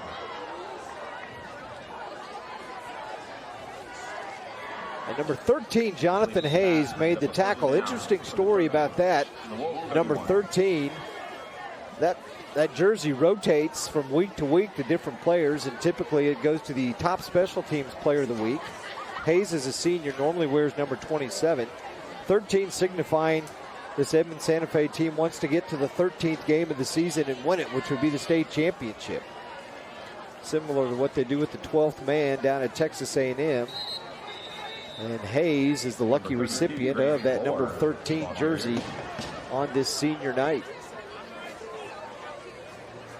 Number 36, Mason Lucero on the tackle. Great story here at Santa Fe. And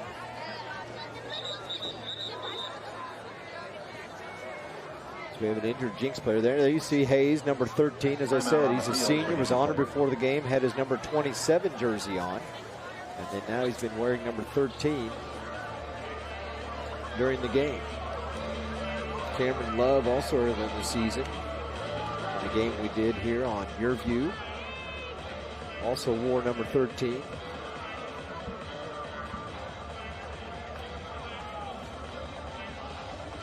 So we got a minute 45 in this one, and sitting down on the turf right now, Hayden Crawley, sophomore offensive lineman, may have twisted his ankle. See the Jenks training staff out there taking a look at the young man. Well, don't forget, more high school football. This is week 9, but next week in week 10, still a lot to be decided, at least in some classifications. Jenks will be on next Thursday night. It was one of our Ford fan pick games of the week. They'll take on the Westmore Jaguars. And then next Friday night, you have a chance to help us decide which game we will broadcast. Choctaw Deer Creek, Santa Fe Norman around Carl Albert, and Bishop McGuinness. It's the YurView.com Ford fan pick. Go to it, vote early, vote often. Voting closes at noon on Monday. And it was a tight race between the Choctaw Deer Creek and Carl Albert Bishop McGuinness schools to decide who's going to be on TV next Friday. Quick pitch to the outside. Roman Hopkins is tackled. Dion's made it down to the sidelines and is hooked up. Dion, final minute in this one. Your thoughts on the domination by Jenks tonight? Yeah, I mean, it was just prototypical Jenks football, running the ball, a very balanced attack on offense. I mean, running between the tackles, then Noah Hernandez doing his thing every time he touched the ball. I mean, what was that stat? 6 touches, 4 touchdowns. I mean, can't ask for a better night. And 110 yards. So they had, touched the ball 12 times and scored 7 touchdowns in the last 2 weeks. Not bad. Not bad at all. Left side, big hole. Headed toward the end zone, wanting to score, and dragged down at the 5-yard line for Jenks was Griffin Forbes, also a sophomore. Number 39, Griffin Forbes on the carry. Big hole on that left side. Jonathan Hayes on the tackle. Coach Kyle White told us, too, Dion, before this game, he's trying to get his freshman team, his JV team, his junior high team to play against Jenks, to play against the teams from the east side so they get used to facing him when they get into the upper ages in high school. Yeah, I mean, he mentioned it that you got to be able to get familiar with facing teams like this, because the more you play them, the more you get accustomed to it, and the more you are used to facing great competition, the better that you get. That's going to do it. Jenks wins it 49-8. 7 rushing touchdowns tonight for the Trojans on offense, as they put some big numbers up on the ground for sure. led by Noah Hernandez, who had 4 touchdowns on 6 carries and 110 yards.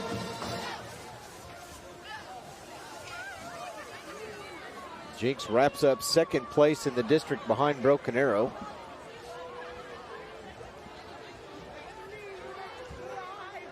Santa Fe falls to 4-2. It looked like Westmore was winning tonight, so they would be tied with Santa Fe, both of them at 4-2 in the district. But Santa Fe has the edge because they beat Westmore last week 24-6. And then Westmore has 1 game left, and that's at Norman. Santa Fe has 1 game left, and that's next week at Norman, and so does Westmore as they battle Jenks.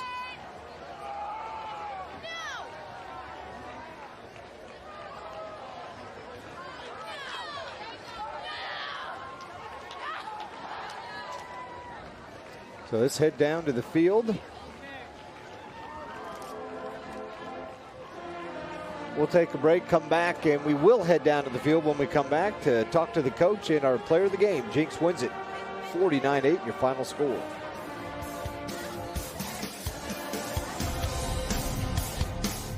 You're watching Game Time on YurView.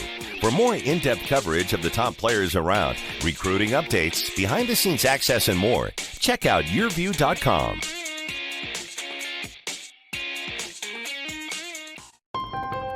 During Ford SUV season, find out why more people come back to Ford than any other brand. Here's a reason.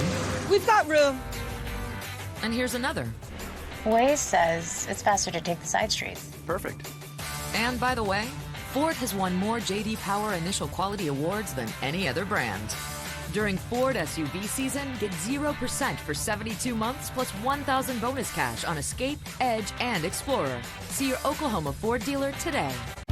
You may have heard of Tulsa Tech, but did you know we offer business and industry training for large and small companies? Come get trained and certified in areas like confined space, HAZWOPER, crane rigging, CPR, first responder, and more. To learn more about our affordable and customized training and how Tulsa Tech can be a valuable resource to your company, call 918-828-5000 or visit us online at tulsatech.edu. Winter's just around the corner, so it's a great time to replace your furnace before you need it most. A planned replacement can save you thousands of dollars while improving the comfort and efficiency of your home. Don't get caught in the cold. Call Airco Service today. The company you know. No one thinks about their water heater until it fails. At that point, you have a huge mess on your hands with water damage everywhere. A planned water heater replacement can save you a lot of trouble. Right now, you can save big on a new high-efficiency water heater. Call Airco Service. The company you know. You're watching Game Time on YurView. For more in-depth coverage of the top players around, recruiting updates, behind-the-scenes access, and more, check out YurView.com.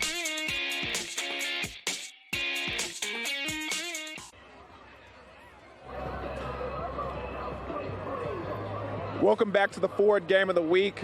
Standing here with the winning coach. Jenks wins 49-8. Coach, how did you feel about the victory? Well, really good. It's a really good Edmond Santa Fe team. We came out in the second half. We asked our kids at halftime to come back out and play just like they did in the first half, and they did that. I was really happy. So how happy are you about sealing off that second place in district and getting the home game in the playoffs? Well, I don't know that we've officially sealed it. I think our chances are really good now with the win. I still think we probably need to go take care of business next week before we start talking about that. So speaking of the playoffs and speaking about next week, what are you looking forward to as far as during practice this week and getting better on? Well, short week. We've watched a little bit of Westmore film, very athletic team. They bring a lot of pressure on defense. They're very multiple on offense. So it'll be another exciting game to prepare for. Well, I'll see you next week, Coach, and good luck on everything during preparation. Thank you very much. Appreciate it. Back to you, Zig. All right, thanks a lot, Dion. Keith Riggs, the head coach at Jenks, big win for him, and I know he's trying to downplay it, but yeah, they've got second place pretty much locked up in the district. Dion, second week in a row you've talked to this young man as our player of the game. Yeah, standing here with our player of the game, Noah Hernandez. Man, we're making this a little thing, 2 weeks in a row, huh? So. How do you feel about the team's performance? It was a really good performance. We knew they were super athletic, and they were going to come out and give us a battle. We played really well. We clicked on all cylinders, defense, offensive line. We clicked everywhere on the field tonight. So tell me what's the secret, man. I mean, 6 touches, 4 touchdowns. It's just like you have a nose for the end zone. Tell me what the secret is, man. It's my offensive line. I give all the credit to my big guys. They get me where I need to be. It's all the glory goes to them. So next week you got Westmore and then moving on to the playoffs. Tell me some things that you need to get better on as a team or things that you're looking forward to. Oh, we had a good performance tonight, but you're going to miss some things. So we're going to watch some film and we're going to recap and see what we need to fix. We're going to go out next week, have a good game, and get ready for the playoffs. Well, I'll see you next week, man. Maybe we can do this again. For sure. Back to you, Zig. Thanks a lot, Dion. Noah Hernandez, what a great young man. Leads the team in tackles, leads the team in touchdowns scored, and this is why he is your player of the game. 43-yard touchdown, breaking tackles, getting into the end zone. 1 of 6 carries on the night. Oh, yeah, and here's another one. A 7-yard touchdown run. 6 carries, 4 touchdowns, 110 yards. How about this one in the second half? 48-yard touchdown run. Great blocking. He scores. And there was one final one. 3 yards out. Dives in. Jenks wins it 49-8. Your final score, 7 rushing touchdowns from the Trojans. And the play of the game, how about the Santa Fe 2-point conversion? Trying to get back in this one. It was 28-6. Braden Reichert hits Mason Oldwin, and that was 2. High snap, he just goes ahead and takes care of it, yells, fire, fire, fire. It was 21-8 at that point. And then Jenks returned a long kickoff, took the momentum right back, scored on a touchdown, and that was all she wrote. The final stats in this one, the Trojans, pretty balanced. 280 yards rushing, 185 passing. 21 first downs to 11. Penalties, though, as both teams got a little bit out of control at times. Jenks penalized 11 times for 120 yards. Noah Hernandez, 6 carries, 110 yards, 4 TDs. Nico Nieves, an 8-yard touchdown catch from Cannon Hansen. Another big night, too, for Ian Coleman. Don't forget, next Thursday night of the game of the week, we're going to be in Moore. Jenks, we're going to take on the Westmore Jaguars, who, at last report, were losing to Norman. Upset City tonight on the west side. And then next Friday night, it's going to be the Ford Fan Pick Game of the Week. Who's it going to be? Go to yourview.com/Ford Fan Pick. Choctaw, Deer Creek, Santa Fe, Norman, or Carl Albert, and Bishop McGuinness. Vote early, vote often. For Dion Amade, I'm Mike Ziegenhorn, and the entire YurView crew, thanks a lot for joining us from Santa Fe. The final, Jenks wins it 49-8.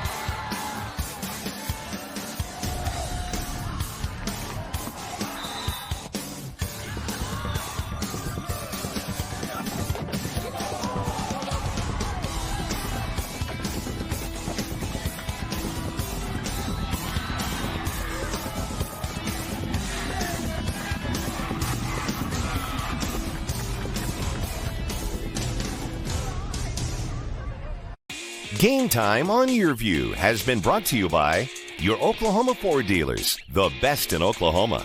Airco, the company you know. Tulsa Tech, for your future success, go to tulsatech.edu. And by Weoki Credit Union. Join us all fall long for some of the top high school football from around the country on Game Time.